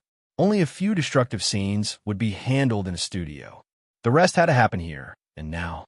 And it wasn't just the A-list stars burning the candle at both ends. Even Henry, still just an anonymous extra, was being run ragged. He'd spend hours running up and down corridors, sometimes from left to right, sometimes right to left. Sometimes they only filmed boots hitting metal. Sometimes they needed full-body shots. And if anyone flubbed their mark, it was a full reset. It didn't matter that these were just background shots. The assistant directors were ruthless. If anything looked off, even lighting cut, reset, run it again. That was the difference between a blockbuster production and the kind of indie films that wrapped in 3 weekends and a cloud of cigarette smoke. The one saving grace? Chef Big Al and his divine gift to humanity, food. Henry couldn't understand why most of the Americans on set still wound up chugging beer in some grimy port sidebar after a 14-hour day. Headache? Pop some ibuprofen. Still feel off? Break out the weed, or worse. It was like sobriety was a crime and good food a myth. They had a blue ribbon certified chef in the damn kitchen, and half of them treated it like background noise. Big Al and Henry, meanwhile, had become something of a culinary odd couple, two food nerds hiding in a war movie. Henry was now one of the very few extras to be granted the honor of Big AL's off-menu specials. As I'll put it, if I don't keep pushing my technique, I'll go soft flipping donuts and heating up frozen pizza all day. Today, Henry had even taken over the grill. He was manning the flat top, carefully searing a burger patty that looked deceptively humble. The blend of premium beef, aged fat, and custom spices had taken them days to perfect. It looked like diner food, tasted like five-star fusion. Cost? Somewhere north of a Michelin tasting menu if you knew what went into it. Exactly the kind of undercover gourmet rich people loved. Be honest, Henry said, flipping the patty expertly with a spatula. You really going to take another gig like this after this nightmare's over? A job any fry cook off the street could handle? Big Al looked up from a tray of spice jars, visibly torn. After a long pause, he sighed. Motherfia, I'd probably do it again. Henry raised a brow. Really? Thought you hated turning your art into mass production. You've been treating this kitchen like a conveyor belt. Al grumbled and shook his head. Kid, the paycheck was that good. I ain't gonna lie. And besides, what do you think keeps Michelin chefs in business? They're one overpriced restaurant? Hell no. Oh, Henry asked, intrigued. It's cookbooks, sauces, meal kits, Al said, laughing dryly. The same crap you called assembly line food. That's where the real money is. You think running a high-end restaurant pays the bills? You're burning cash just to keep the mood lighting on. Henry had read similar takes in food columns before, but one phrase caught his ear. You said the paycheck was good. You mean this wasn't one of the producers who hired you? He bit back the urge to add those jackass producers, but he was still eating on their dime. Manners and all that. Al smirked proudly. Nah, I work for a different class of people, son. You won't see my clients hanging around set. But if I had to guess, maybe someone who could casually loan out a battleship for a film shoot. He jerked his chin toward the Missouri outside, its massive turrets gleaming in the distance. Henry played it cool. So, mystery boss behind the curtain, huh? You have any clue who it is? Al shrugged. Not a damn one. My gigs come through a catering liaison. They tell me where, when, what the menu is, how much I'm getting paid. That's it. He paused, then chuckled. Honestly, I prefer it that way. Less chance of pissing off someone with enough money to make me disappear. Henry laughed. What? You don't show up and find everyone eating in masquerade masks and speaking Latin. Only on Tuesdays, I'll deadpan. Most of the time, I at least get hello. I've met more billionaires than I can count, but this job? Total mystery. I've never had a long-term contract like this where I didn't meet the person footing the bill. He leaned back and sighed. At first, I thought it was a joke. Like me? Gourmet-level cuisine for a film crew? I mean, look around. They want food that's hot, filling, and fast. No time for truffles or 10-course tasting menus. You think the lead actor's going to sit down for a 2-hour foie gras experience between stunt scenes? Henry shook his head. No argument here. He poked the meat with his spatula perfectly browned. Then he plucked it off the grill, let the grease drip, and set it aside, but instead of plating it, he walked over to the section marked Do Not Use, high-grade ingredients, and began rummaging. Big Al winced, half reaching out. Hey, easy on the contraband, son. That stuff's supposed to be for the very special guests. Henry grinned. I'm a special guest. And just like that, he dove elbow deep into forbidden flavors. Henry was on a mission, a culinary mission. He rummaged through the premium supply shelf like a man with purpose, collecting ingredients that would make any high-end chef nod in approval. Fresh butter lettuce, vibrant kale, thick-cut heirloom tomatoes, and a brick of aged Parmesan he shaved down himself. Finally, he grabbed a massive, soft white bun, big enough to serve as a flotation device, sliced it cleanly in half, and laid it all out like he was about to perform a sacred ritual. Big Al, watching from across the kitchen with a look of betrayal, choked on his own disbelief. No, no, no, no, no. Tell me you're not doing what I think you're doing. Henry grinned. Oh, I absolutely am. You're desecrating the ingredients, man. This is a hate crime against flavor. I prefer to think of it as democratizing gourmet. Look, protein, vegetables, dairy, carbs. It's basically a complete, balanced meal. Ask any nutritionist. Big Al looked like he was experiencing an existential crisis in real time. I mean, technically, yes. With zero shame, Henry stacked the burger like a mad architect, beef patty sizzling with juices, crisp greens, roasted tomato, molten parmesan, and finished with a pillowy bun. The whole thing looked like it belonged on a magazine cover titled Burgers for Billionaires. Lifting it up proudly, Henry said, "But isn't it weird? Stack all this gourmet stuff into a burger, and suddenly everyone calls it junk food. What?" Al opened his mouth to argue and closed it again. He had no comeback. His soul was conflicted. And truth be told, part of him was already thinking about how to sneak this onto a private event menu as a limited-run novelty. Meanwhile, Henry grabbed a pristine white ceramic plate, plated his masterpiece with all the grace of a Food Network star, and found a spot in the mess area. He didn't bother with a knife and fork. Burgers were meant to be eaten by hand. Damn it. Still, something felt incomplete. He looked at the lonely burger. Fries? Nah, but you can't eat a burger like this without a soda. That's sacrilege. With the solemnity of a sommelier picking the perfect wine, Henry returned to the bar fridge and pulled out a can of Coca-Cola. Sure, there were other options, Pepsi, Fanta, but when it came to pairing with artery-clogging joy, nothing beat Coke. Al spotted the soda and grimaced like he'd just seen someone dip a croissant in ketchup. That's exactly why burgers get a bad rap. Pairing it with that is culinary blasphemy. Henry popped the can with a hiss, shrugged, and said, "Come on, it's just like pairing wine with French cuisine. The right drink makes the meal. Don't look at me like that." Al crossed his arms. Coke is not wine. It's emotional wine. Coke is diabetic napalm. Not my problem. Kryptonian metabolism, remember? One sunbath and I'm back to factory settings. Henry turned to head back to his table, only to stop dead. His burger, his glorious, custom-built, handcrafted burger, was in someone else's hands, and a quarter of it was already gone. The guy munching on it looked way too pleased with himself. Mother, Henry let out the most American of curses. Are you out of your goddamn mind? You just grabbed my food off the table and started chomping like some mangy raccoon. What if I laced that thing with testosterone gel or poison? Huh. You'd be halfway to growing a second pair before you even noticed. The guy blinked. Relax, I checked. No gardenia scent, definitely not a hormone binder. But there is rosemary. So whatever crap you're spewing is just to scare me off. He gave Henry a smug look, lifted the burger, and took another massive bite, then moaned like he was doing a food commercial in hell. Henry detonated. That was my lunch. The guy licked his fingers and smirked. Worth it. For a moment, Henry's Kryptonian fists itched for action.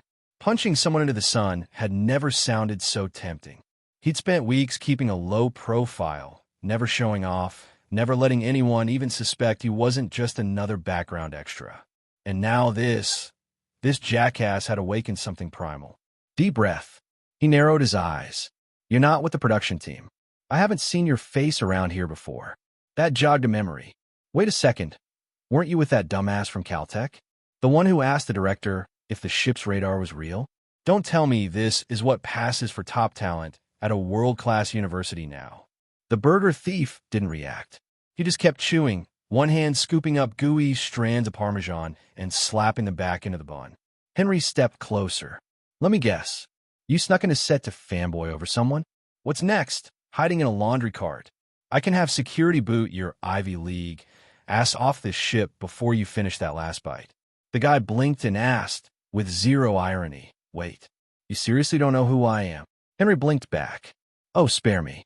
You think you're Green Franklin Roosevelt or something? Nobody gives a crap. The rich kid looked wounded, like Henry had just slapped him with a gold-plated credit card. I may not look like Franklin, but I've got enough Franklins to crush you like a soda can. You will remember this. Henry scoffed. Wow, threatening someone with wealth. Original. Are you going to rain money on me until I drown? Will you tip me to death? The guy shook his head, puffing up his chest. Henry smirked. Exactly. You're not giving me a cent. So why should I pretend to care? I don't owe you flattery. I don't owe you respect. And I sure as hell don't owe you my lunch. He leaned in, voice low and cutting. You think because you're rich, I'm going to treat you like some sugar daddy? Buddy, you've got the wrong actor. I don't dance for free. Henry still had 1,000 insults queued up, but his super hearing caught the assistant director calling for background actors. With a sigh and a muttered curse, he grabbed a few donuts, shoved one into his mouth, chased it down with a final swig of Coke, and stomped off toward the set, his rage smothered under the weight of professionalism. Behind him, the smug young man who had stolen his burger, still chewing, stood frozen, flustered and fuming. Tony Stark had never been dressed down like that in his entire life. He wasn't sad or embarrassed. He was calculating a comeback. The perfect line, the nuclear-grade zinger. Too bad the guy was already gone. Tony glanced at the remains of the burger. Still warm, still delicious. He thought about chasing after the guy, then looked back at the burger and muttered, "Damn it." That's when he noticed the big black man in a chef's coat approaching. Wesley Big Al Washington hadn't moved during the verbal slugfest. He'd been too stunned. Not because of Henry's outburst. No, he'd seen him sharp-tongued before. But because the man on the receiving end of that storm of profanity was Tony freaking Stark. Now, with the scene over and half the cast gone, Big Al finally found the courage to speak. "Mr. Stark," Tony gave him a look of faint annoyance, half a glare, half confusion. Al took a breath. "Sir, I'm Wesley Washington, head chef of the catering team you contracted." Tony squinted, then nodded slowly. "Right, you're the guy making the food." He lifted the burger. "This thing? Solid. Definitely wasn't a waste of money." Al wiped the sweat from his forehead. "Sir, I should be honest. That burger wasn't on the original menu. It's a new recipe, a collaboration between myself and the guy who, just screamed at you." Tony stopped mid-bite. "I'd be honored to add it to our future offerings," I'll add it quickly. "And I'd like to humbly ask that you don't take that little incident personally. I'll speak with him. He didn't know who you were, and once he does, I'm sure he'll—" Tony cut him off, eyes glinting. "So, he just yelled at me, then ran off like a sore loser?" "He got called back to set," Al said. "Extras were needed. He's just a background actor. Not a lead, not even supporting. No, sir. Total nobody. Just a face in the crowd." Al smiled awkwardly. "Really not worth your time." Tony chewed thoughtfully, then smirked. "Shame. I was going to offer him a job." Al blinked. "You were? I mean, this burger's great. If he helped design it, maybe I'll just poach him. Bring him on as my personal chef." Al stiffened. "With all due respect, I don't think he'd say yes." Tony raised an eyebrow. "And why not?" "Because I already tried." Al chuckled sheepishly. "I offered him a full-time position as my sous chef. Even proposed helping him open his own spot someday. He turned me down." Tony blinked, caught off guard. "What? You didn't offer enough money." "I offered him $150,000 a year, plus bonuses for private events. It's triple what most people make in this country." Tony paused. He had absolutely no frame of reference for what counted as normal income. But something else clicked. "Wait a sec. Caltech. Dumb question. Dumbass." He rubbed his chin. "He mentioned that." "What was that, sir?" "Nothing." But Tony's mind was spinning. That burger thief, he was the same guy from the Caltech library a few weeks back. The one who'd casually corrected Justin Hammer's nonsense with a lightning-fast aerospace calculation. Superb mental math. Sharp tongue. Weirdly good cook. And now a background actor in Hollywood? Tony's brain, equal parts brilliance and ego, did what it always did. Jump straight to fixation mode. Anyone could be a genius. Plenty of East Asian kids at Caltech could calculate trajectories in their sleep. But geniuses with style, with taste, with restraint, those were rare. And yet here was one, working as a glorified extra, flipping off billionaires and building gourmet burgers like it was nothing. Who the hell was this guy? Why is someone that talented wasting time as an actor? Tony muttered. Al answered honestly. He said he's not really trying to be famous. Just a big fan of Audrey Hepburn. Wanted to come to Hollywood to see what it's like. Said maybe one day he'll get bored and do something else. Tony repeated the phrase under his breath, lips curling into a sly grin. Maybe one day he'll get bored. I'm sorry to tell you this, Henry. That was the very first thing Henry, the Kryptonian castaway from another world, heard when he came face to face with the star of the movie. Steven Seagal stood before him, face solemn. We heard about the altercation yesterday in the dining area. No matter the circumstances, the language you used was inappropriate. Mr. Stark hasn't made any demands, but the other producers feel your continued presence on set would be a risk to the smooth running of the production. Let's be honest, without Mr. Stark's support, we never would have gotten access to the USS Missouri. If there's even a chance of further incidents, it's better to avoid the problem altogether. You understand that, right, Mr. Stark? Mother of. Henry's mind clicked through the facts like a slot machine hitting jackpot. In this world, there were only two Starks that held that much weight. 1. Howard Stark, the legendary inventor and industrialist from World War II. 2. Tony Stark, heir to the Empire. And, judging by the age, the burger-stealing little bastard from yesterday could only be one man, Tony freaking Stark. And Henry had cussed him out, top to bottom, front to back. Not unjustified in hindsight, but still, the fact that Henry hadn't socked him with a full Kryptonian punch, probably only because fate didn't want to risk messing up the MCU. Now, thinking it through, Henry's face turned serious. I understand, Mr. Seagal. So what happens now? Seagal produced a check and handed it over. Today's your last day. This covers your wages up through now. If there's any issue with the amount, talk to accounting. Henry took the check without protest. He was a disposable extra. After all, digging in over a contract would only make things worse. Seagal, relieved that there would be no drama, gave a tight nod and extended a hand. It's a shame, really. I like working with you. You were better in our fight scenes than half my own guys. I even considered pulling you into my action team. But, well, it is what it is. Hopefully, we'll work together again someday. Thank you, Mr. Seagal. Whether genuine or just Hollywood diplomacy, it was still a classy send-off. The star left, and, as expected, 2 crew security guys casually accompanied Henry as he packed up and got ready to leave set. He changed out of his villain henchman outfit, tossed his gear into a duffel bag, and headed toward the mess area. On his way, he turned to the 2 guards trailing him. Hey, fellas, mind if I say goodbye to the chef before I head back to the hotel to pack? They exchanged a glance. These were guys Henry had shared smokes with on deck. They weren't the kind to give him trouble. Yeah, sure. Just don't linger too long, one said. The leading lady doesn't have any morning scenes, so you probably won't bump into him. Just don't stir anything up, all right? Henry held up a hand like he was swearing on the Bible. I'm not here to cause trouble. The message was clear enough. The production was keeping Tony and the actress apart, for obvious reasons. When Henry reached the galley, he found Big Al, Wesley the chef, directing cleanup after breakfast. The 2 exchanged a fist bump. Didn't see you at breakfast, brother, Big Al said, his voice practically rhyming like always. Had a little meeting with the star of the show, Steven Seagal himself. That should have been good news. But Big Al picked up on Henry's tone right away. What happened, man? Henry pulled the check out of his pocket and gave it a little wave. My job ends today. I'm out. What? They can't just. They absolutely can. Termination clause was clear from day one, Henry said with a shrug.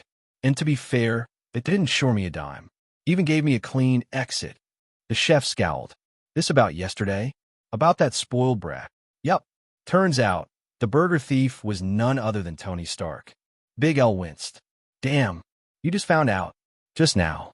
I talked to him yesterday, man. Told him you didn't mean anything by it, that you didn't know who he was. He said he wasn't going to press it. Henry raised an eyebrow, surprised and a little touched by Big AL's loyalty. But then he sighed. I don't think he pushed it. If it were personal, I'd be getting roasted in front of the whole crew. Tony doesn't strike me as the kind to handle things behind closed doors. Then why the boot? Probably the producers. They're protecting their golden goose. Nobody wants a repeat clash. And if Tony did pull strings to get the Missouri, then yeah, he's irreplaceable. I'm not. Wesley sighed deeply. He knew Henry was right. In the world of the elite, powerful people didn't need to demand favors. People offered them preemptively, hoping to be noticed. If Tony Stark so much as frowned in someone's direction, a dozen sycophants would scramble to fix the problem before he even asked. Wesley had seen it before, and as much as he liked Henry, he couldn't change that. Meanwhile, Henry was thinking about something else entirely. Yesterday's burger-thieving punk was, technically, the first superhero in the making he'd met since arriving in this universe. Sure, he wasn't Iron Man yet, but he'd get there. Eventually. Still, the guy looked nothing like the actor from the movies. Out of nowhere, Henry asked, "Hey, Big Al, you ever heard of Robert Downey Jr.? You mean that junior actor who played in Chaplin and His Lovers? Heard he's got a Hollywood dad. Kind of a legacy baby, right? Funny you're the one asking me about him. You know him?" Henry blinked in surprise. "Well, I was curious about which actors today are cast to play the Golden Age starlets, so I watched it. Gotta say, I was a little let down. But the Chaplin kids' acting wasn't bad. I could see the skill. So, do you think Robert Downey Jr. looks or feels like Tony Stark?" At that, Big AL's eyes bulged like brass bells. He lowered his voice, leaned in, and asked, "Wait, you got insider gossip? Like they're half-brothers or something?" Henry laughed. "No, nothing like that. I just want to know, in your eyes, do they seem similar? In looks, personality, vibe, whatever."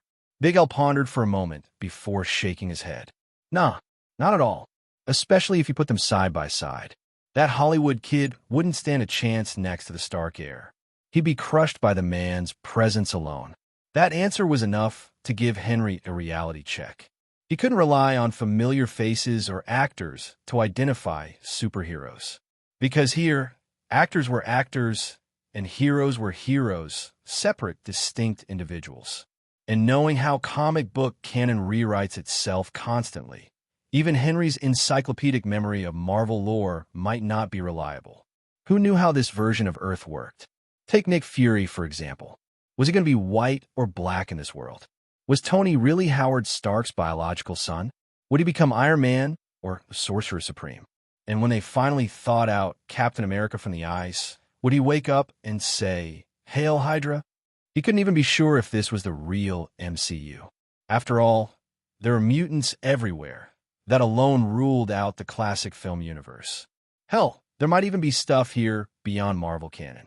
Henry could guarantee that last one, because he himself was the strangest anomaly of all. A suspected Kryptonian dropped into what might be the Marvel universe, with no idea how the hell he got here. This meant one thing. The moment S.H.I.E.L.D. or any intelligence agency started nosing around, he wouldn't be able to identify agents by face alone. No, hey, that shiny-headed guy must be Agent Coulson Shortcuts. No assuming the Latin American-looking bald dude with top clearance, but low-level assignments was part of the snake division of HYDRA. It was all too much. Henry's brain felt like it was overheating. Once again, he reaffirmed his golden rule. If you can keep a low profile for the love of God, do it. Just because you meet a black actor with a sailor mouth doesn't mean you've bumped into Nick Fury. No need to have a PTSD flashback. Maybe it was Henry's sudden silence that made Big Al nervous. Even though it was just a few seconds, the chef asked, "Hey man, wanting to talk to Tony Stark for you? Try to smooth things over." Henry was surprised, but he quickly shook his head with a smile. "Thanks, Big Al, but no need. It's just a job. No film crew lasts forever, right? Ending this one early just means I get a head start on the next." He continued, "And like you said, Tony Stark didn't press charges. I'll take his word on that. I figure the firing came from the bootlickers trying to curry favor. Asking Tony to step in would just make things awkward. Besides, Henry didn't think Big AL's clout would be enough to sway those kinds of people. And if things backfired, Big Al might end up looking bad, possibly even blaming Henry for it. That'd be the end of their friendship." After wrapping up their talk, Henry stood up to leave. But Big Al grinned and asked sheepishly, "Hey, that burger recipe?" Henry chuckled. "Use it however you like. Publish it with your name, whatever. You helped come up with it, and you supplied all the ingredients. I've mooched enough free meals off you to call it even." "Thanks, brother. And hey, if you ever get tired of acting, give me a call. My offer still stands, and I'll pay even better next time. Appreciate it. Henry shook hands with the chef, whose size was nearly double his own. A fist bump, a shoulder bump, a couple back slaps, and Henry was off. That's the thing about working in Hollywood. You're always meeting new people and always saying goodbye. The California summer was just starting to settle in. Henry drove his second-hand Cadillac with the windows rolled down, letting the breeze bring just the right amount of cool air. He pointed the car north. Sure, he'd gotten fired, but he'd spent nearly a month in San Diego, and Los Angeles was just a couple hours away by car. No rush. Henry cruised along the highway, relaxed and whistling to himself. Getting didn't bother him much.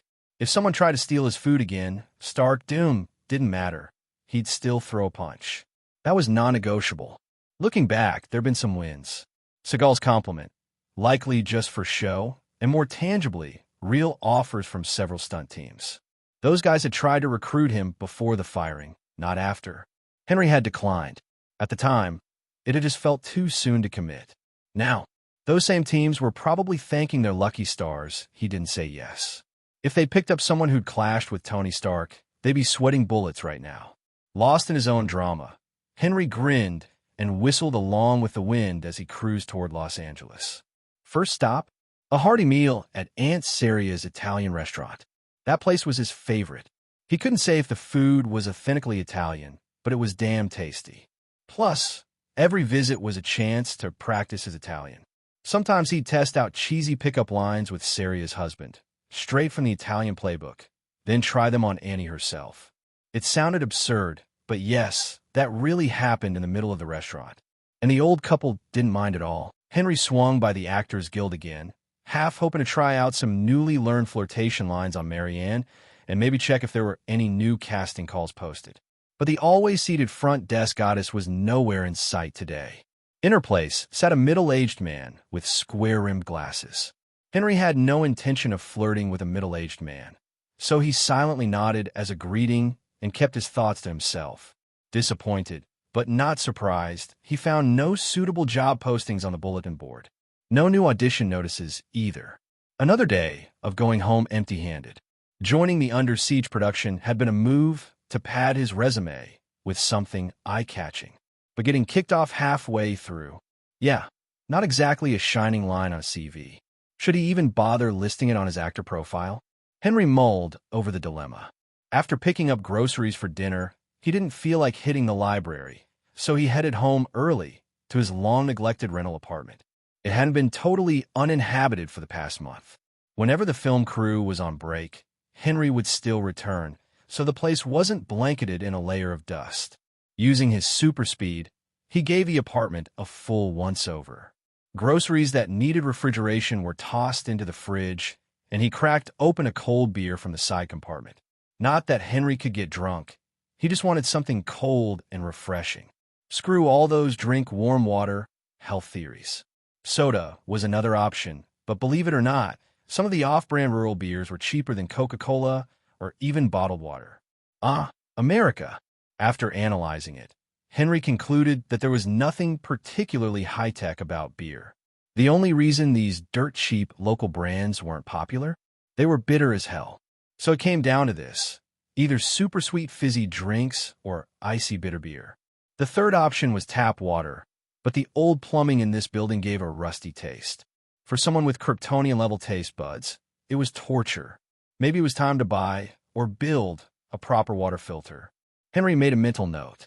He was just about to throw on a record and let his Kryptonian slacker soul dissolve into music when the phone abruptly rang. Hello. A voice came through. Yo, Henry. Heard you got yourself into some serious trouble. Channing? Goddamn, that news traveled fast.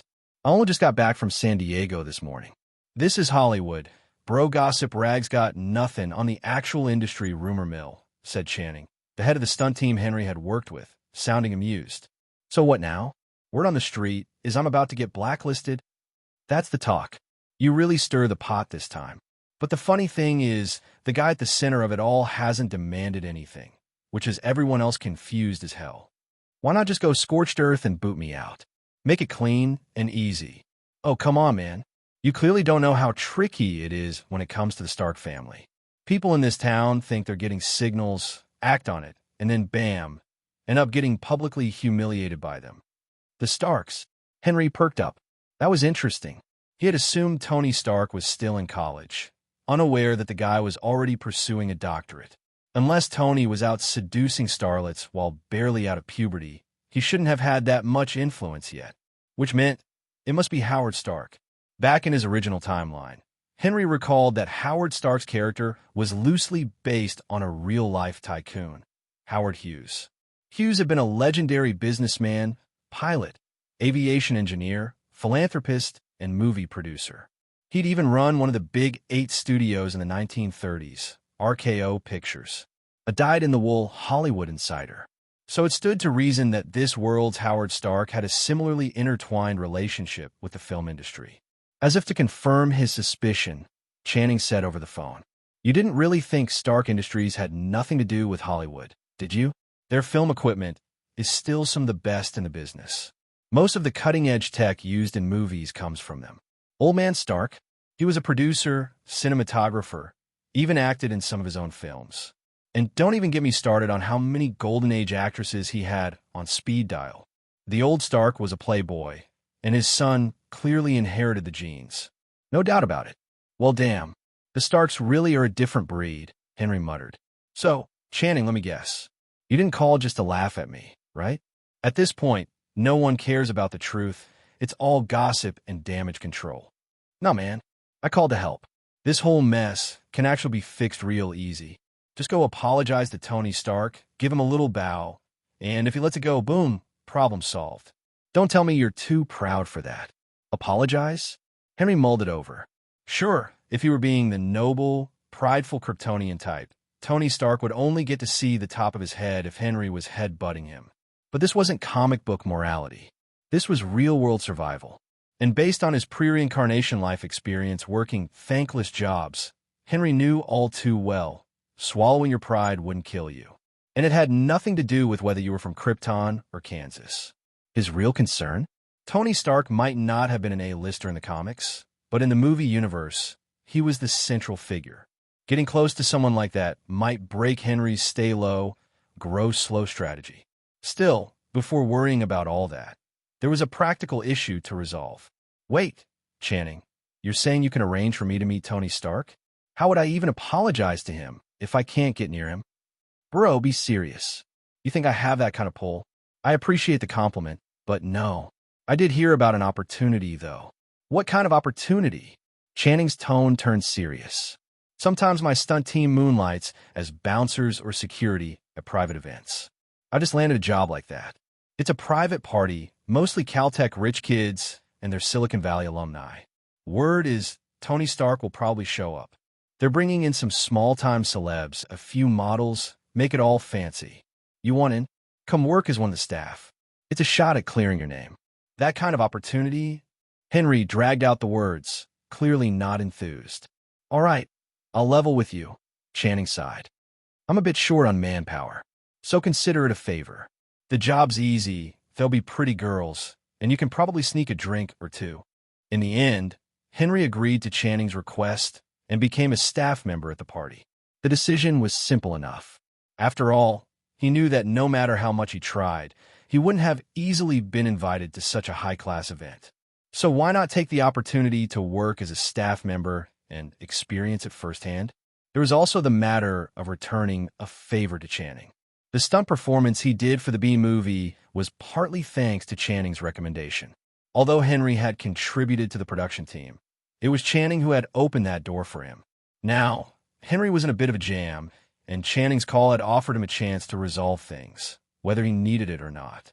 This was one of those favors that, if not needed, could be politely declined. But right now, it was something Henry could take or leave, so he decided to accept. So here he was, wearing a rented black suit, standing at the corner near the poolside of a mansion, playing the role of an emotionless bodyguard. The reason he didn't work as a reception staff member was simple. The male staff uniform was a white sleeveless shirt with a black bow tie, paired with suspenders and very short shorts, finishing the look with knee-high socks and black shoes. The whole outfit was frankly absurd, and Henry didn't have the fortitude for it. Even though the reception staff got paid more, it wasn't about the money. It was about dignity. And Henry didn't have the right mindset for that job. As for the host of the mansion, Henry had no idea who they were. The mansion had been rented by the event company specifically for the party. Food and drinks were plentiful.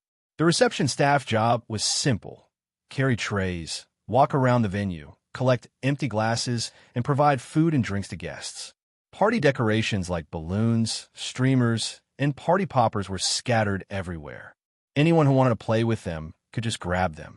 The DJ booth and speakers were set up near the main area by the pool, and the music blasting from the speakers was early-stage electronic dance music that felt like a mental stimulant, buzzing through the air. What surprised Henry the most, however, was the smoking area inside. People who smoked regular cigarettes didn't come in here. Anyone who entered was soon engulfed by the potent smell in the air, gradually becoming intoxicated and slipping into a trance-like state. The party had a decent crowd. You could tell who the invited guests were by their attire. The staff, including the receptionists and the companions, were dressed in outlandish costumes like bunny suits or cowboy outfits. Henry, dressed in a smart black suit, was just there to serve as a backdrop, standing motionlessly like the bodyguard he was meant to be. The invited guests, mostly the wealthy, had a more relaxed dress code, mostly t-shirts and sweatpants, dressing for comfort over formality. But just because they dressed casually didn't mean they were wearing cheap clothes. From Henry's observations, these were people wearing clothes worth thousands of dollars. There were 2 bikini-clad beauties floating on pool loungers. They were among the companions. Every now and then, some guests would jump into the pool without even bothering to strip down, splashing water all over the place and making the 2 girls laugh. If one of the bikini beauties got invited upstairs by a guest, the other would be replaced by someone else. It was all about ensuring that there was always something pleasant to look at, with plenty of attractive playmates available. For Henry, it was an eye-opening experience. He'd never seen such a decadent, hedonistic scene before in his past life. But what really stood out was that this wasn't even the top-tier flesh market event. This was just a regular Hollywood party organized by a company that had a call on Channing's team for extra help.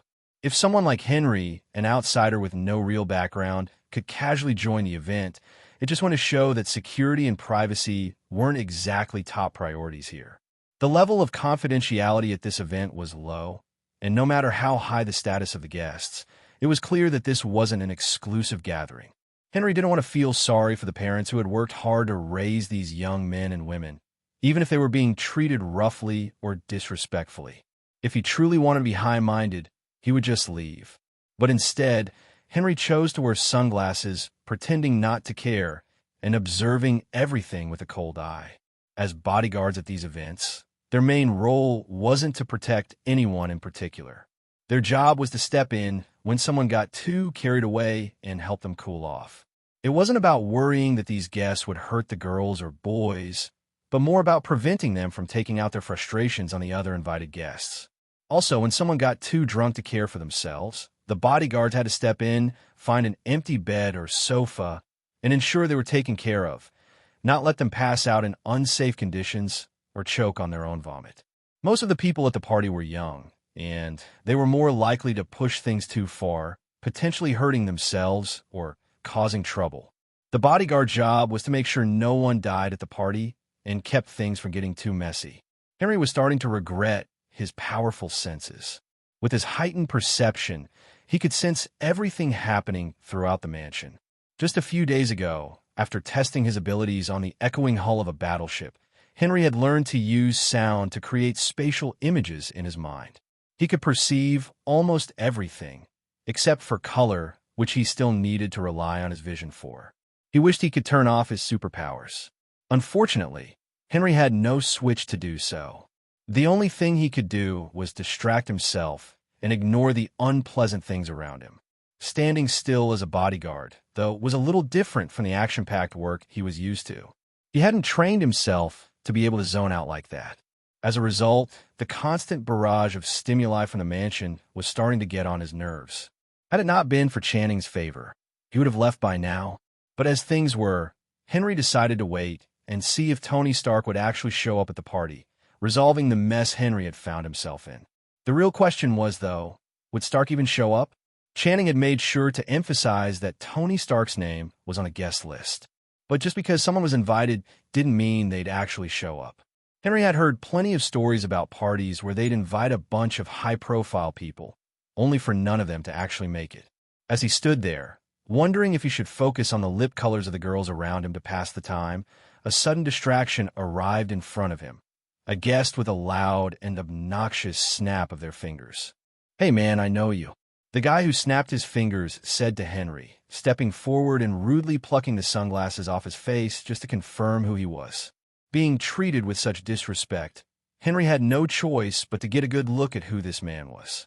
Though he didn't know the guy's name, Henry recognized him as that same arrogant student, perhaps a grad student or a PhD candidate, who had once ambushed him with smug questions at the Caltech Library Lounge. Back then, they had no real ties. Henry had happily thrown the guy's arrogance back in his face. But now, fate had brought them together again, this time at a party where Henry was working. And as an employee, he couldn't act out against an invited guest. He still had that much professional discipline.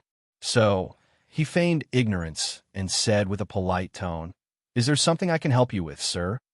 With women on both arms, Justin Hammer continued snapping his fingers in Henry's face, now using his free hand to wave for more attention. "Hey, don't pretend you don't know me. I remember you very clearly, in fact. Weren't you the guy who claimed you could solve any problem at a glance? Real genius, huh? So how come you're standing here in a monkey suit now? Oh, I get it. You're broke, right? What other reason could there be? Damn," Henry thought to himself. This guy's really proud of holding a grudge. Why else would he emphasize how clearly he remembers? Henry kept the internal monologue to himself and tried to shift his gaze elsewhere, anywhere but at this smug, rich kid. He didn't trust his fists not to act on their own. Just then, a pudgy guy in a sports jacket and a sideways baseball cap noticed the situation. Ditching the woman at his side, he sauntered over. "Hey, Justin, what's going on here?" "Oh, I just spotted someone I know. You know this guy's a genius? Claims he can solve anything with just a look." "Really?" the pudgy guy said, turning to Henry.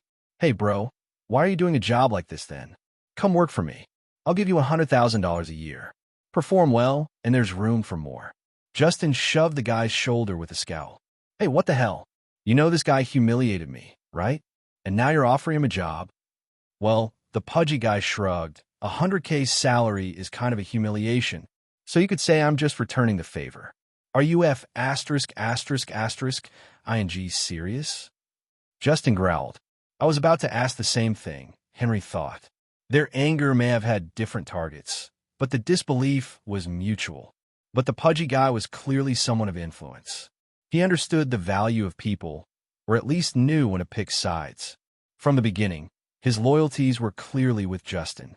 Without hesitation, he pulled out a 1990-era Nokia CityMan 190, a sleek, high-end mobile phone by the standards of the brick phone era, and then he casually hurled it over his shoulder into the swimming pool. Plop! Putting on an exaggerated expression of shock, he said, "Oh no, look what happened. My phone fell in the pool. Sir, would you mind fishing that out for me? That's an electronic device, you know. Water'll ruin it. Maybe if you hurry, it can still be saved." Henry very much wanted to put his fist through the guy's fat, smug face. But unfortunately, he remembered something from his job briefing. Retrieving items accidentally dropped into the pool was part of his duties. The manager had added, of course, that most guests wouldn't be so careless, and that usually it was just playful accidents between guests, and they'd fetch their own stuff. But, just in case, the bodyguards were expected to help, especially if someone was struggling or drowning. Now, what's the protocol when someone intentionally abuses that clause? Henry mentally screamed. "Any HR reps online right now? Urgent." Not moving immediately, Henry simply stood still, staring at the smug brat who seemed to be the party host. Dressed more like a bootlegger than a real rich kid, the pudgy guy turned menacing and barked, "What are you looking at? Go fetch it. If it's broken, you'll pay. Or do I need to say the magic word? Please, is that good enough for you?" The suit Henry was wearing was rented. If soaked, the cleaning fees would be steep, maybe even full replacement. Jumping into the pool was not a decision to make lightly. But in the end, Henry complied. Without a word of protest, he brushed past them and walked to the poolside. And then, with the elegance of a stiff plank, he stepped forward and dropped into the water. The pool wasn't deep. Standing up, the water came up to about his waist. Perfect for swimming, not so much for diving. No need for any fancy moves. Henry simply walked over to where the phone had sunk and bent over, submerging just his upper body to grab the luxury Nokia from the bottom. His entire suit was now drenched. So was his head. He was only able to pinpoint the phone's location thanks to his superhuman senses. Otherwise, he would have had to dive around blindly. On the pool side, the pudgy guy laughed uproariously. See, wouldn't it have been easier to just do that from the start? Pleased to see the man he was trying to impress smiling smugly, the pudgy man added, Justin, if you want to really get back at this guy, I've got a suggestion. Ship him to the island. What island? Justin raised a brow. You mean that orgy island?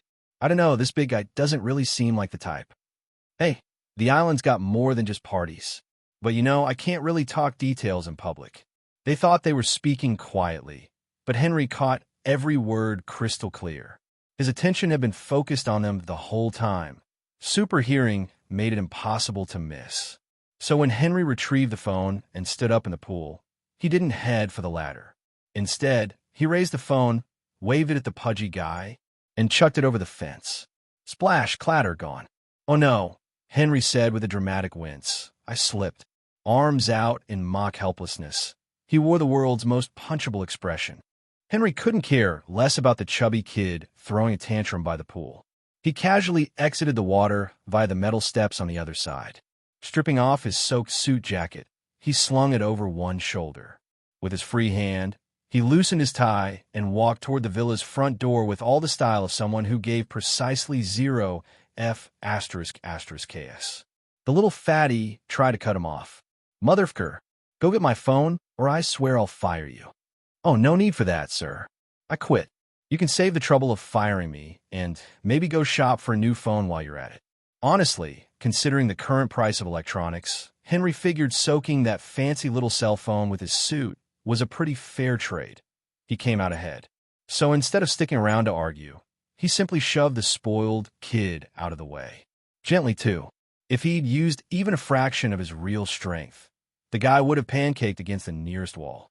What was more amusing, the event staff, other greeters, and bodyguards hired for the party acted like they hadn't seen a thing.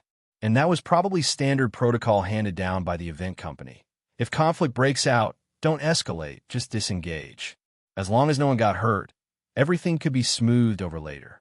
But if fists flew, that was a whole different legal beast. Clearly, the party planners knew exactly what kind of trash they were dealing with. Probably had a whole chapter in the manual dedicated to rich assholes, handling with care. No one wanted to play bodyguard versus billionaire drama every weekend. Just as Henry reached the front drive, the gates parted to let in a gaudy red Ferrari, practically nose-to-nose with him. The driver stepped out. It was none other than Tony Stark, one of Henry's primary targets at this party. Tossing his keys in Henry's direction, he said, "Park it." "Oh, it's you." Recognized instantly, Henry tossed the keys right back. "Which I told you I was valet. You looking to replace your leather seats or something?" "Well, you look like shit." Not an unfair observation. Henry's soaked clothes were still dripping. "Then you really shouldn't be bossing around this pile of crap, or it's going to end up all over those nice Italian seats. Unless, of course, you want an excuse to upgrade. I'd be happy to help you decide." With that, Henry didn't bother explaining himself. These were all rich pricks anyway. If he'd already burned this bridge with Stark, then so be it. If Hollywood didn't work out, so what? He was a goddamn Kryptonian. It wasn't like he could be taken out by hunger, bills, or bad press. So he moved to walk around the flashy Ferrari and get the hell out of this circus of a villa. But fate wasn't done yet. Just then, a car crashed through the half-closed gate and skidded to a stop, blocking off the Ferrari's escape path. 2 armed men jumped out. One of them pressed a pistol to Henry's head. Nobody moves. The second gunman trained his sights on Tony Stark. Henry had no desire to play hero. Sure, his Kryptonian body should be bulletproof, but he hadn't tested it yet, and now wasn't exactly the ideal time for a live experiment. So he played along, hands raised, posture compliant. "Where's Josh Hilton?" the guy holding Henry at gunpoint demanded. "Who?" Henry replied, innocently. He had seen that name on the guest list earlier, but without a photo ID next to it, there was no way to link names to faces. Oh, and while mentally flipping through that guest list, Henry also noticed that only one name started with Justin Hammer. Wait, that Justin Hammer? The bumbling antagonist from Iron Man? This one didn't look anything like Sam Rockwell or the balding 60-something from the comics. So much for matching people to faces. Henry sighed and glanced at Tony Stark, wondering if he could spot even a trace of Robert Downey Jr. in him. And then he blinked, hard. Tony Stark didn't seem remotely bothered by the gun in his face. The guy had probably seen too many movies, or the gunman was just dumb enough to get within arm's reach. With a swift redirect, Stark deflected the weapon's aim and knocked it from his attacker's hands. The guy holding Henry turned, ready to shoot his buddy's opponent. And that left Henry no choice. He couldn't let Stark get shot, and realistically, surrendering hadn't earned him any mercy. These clowns weren't interested in hostages, they just wanted bodies on the ground. A single bullet could decide everything. These two might not be pros, but they had no hesitation about pulling the trigger.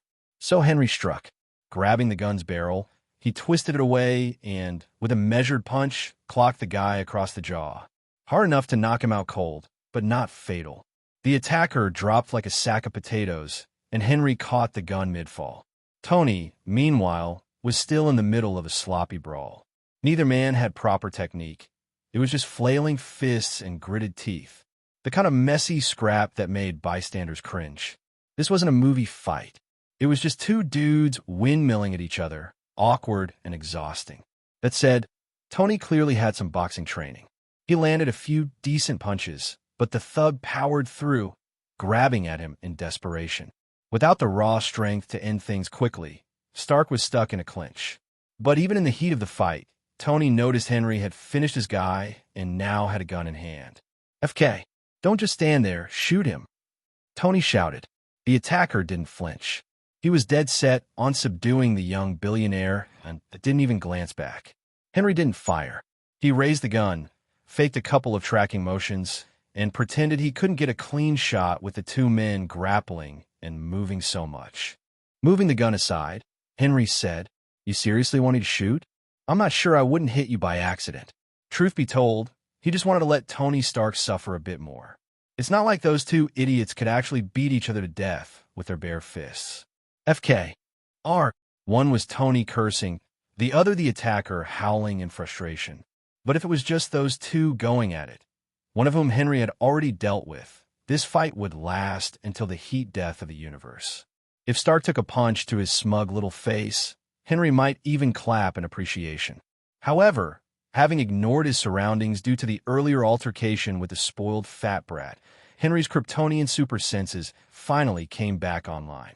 He picked up on multiple people rapidly converging on the villa, encircling it. The closest were already at the perimeter walls, preparing to scale them. Judging by the shifts in airflow and body posture, many were already armed, rifles or handguns. And these weren't paparazzi with telephoto lenses and flashbulbs. They were bringing guns that fired lead, not BBs or paintballs. Even at the rear gate, two more vehicles were speeding in. Henry wasn't about to bet on whether they were allies or more assassins. So, without hesitation, he aimed and fired, nailing the thug grappling with Tony Stark. The guy was mid-pounce, and even after taking several punches to the face, hadn't changed course. He slammed into Tony and tackled him to the ground. Mission accomplished, sort of. Unfortunately for him, Henry's shot had hit him square in the chest, near the small pulmonary artery. It was a carefully chosen target, based on the medical knowledge Henry had absorbed from library textbooks. If treated quickly, he might survive. If not, he'd bleed out. Simple as that. And now, the unconscious attacker, a solid 200-pound sack of meat, was crushing Tony under his full weight. MRRRGH. FK. ***. Tony groaned from beneath the human meat bag. Henry walked around the car, just as Tony finally shoved the guy off.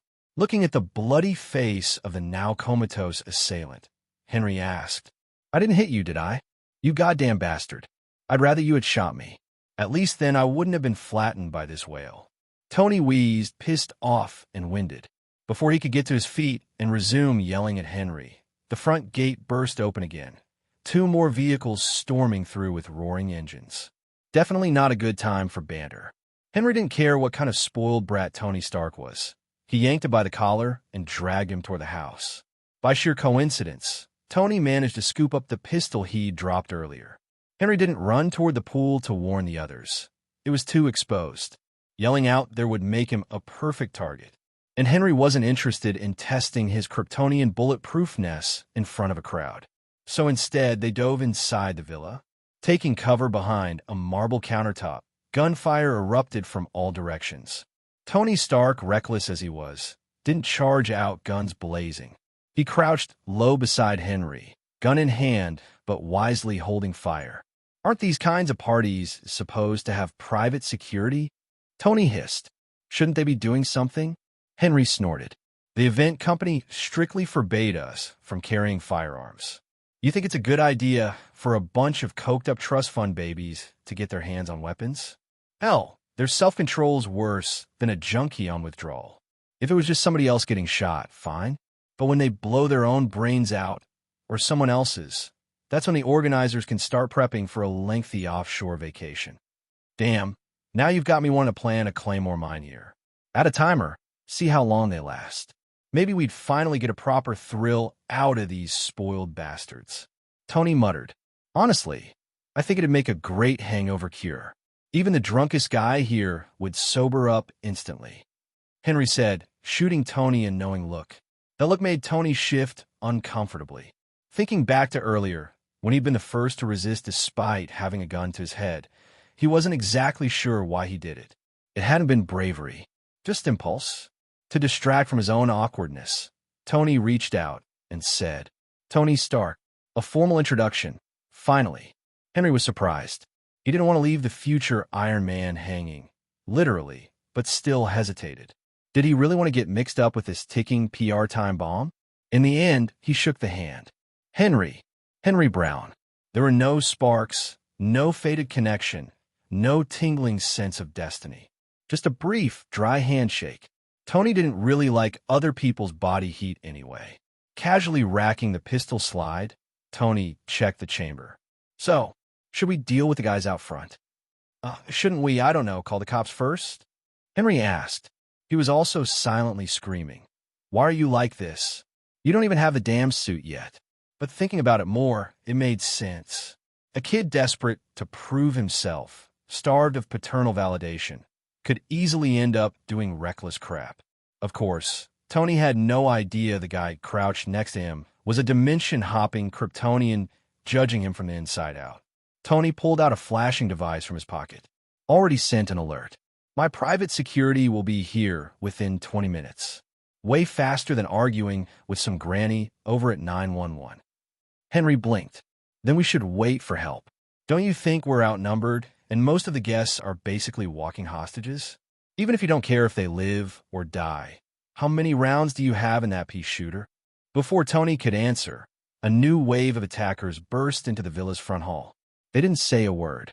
They just raised their rifles and opened fire. Bullets sprayed across the room. The marble counter held, for now, but shards and dust exploded everywhere. Both Tony and Henry hunkered down, minimizing their exposed surface area. The countertop might block bullets temporarily, but focused fire could definitely chew through it. It was cover, not armor. "So what now?" Tony growled. "You planning to just sit here and die, pussy?"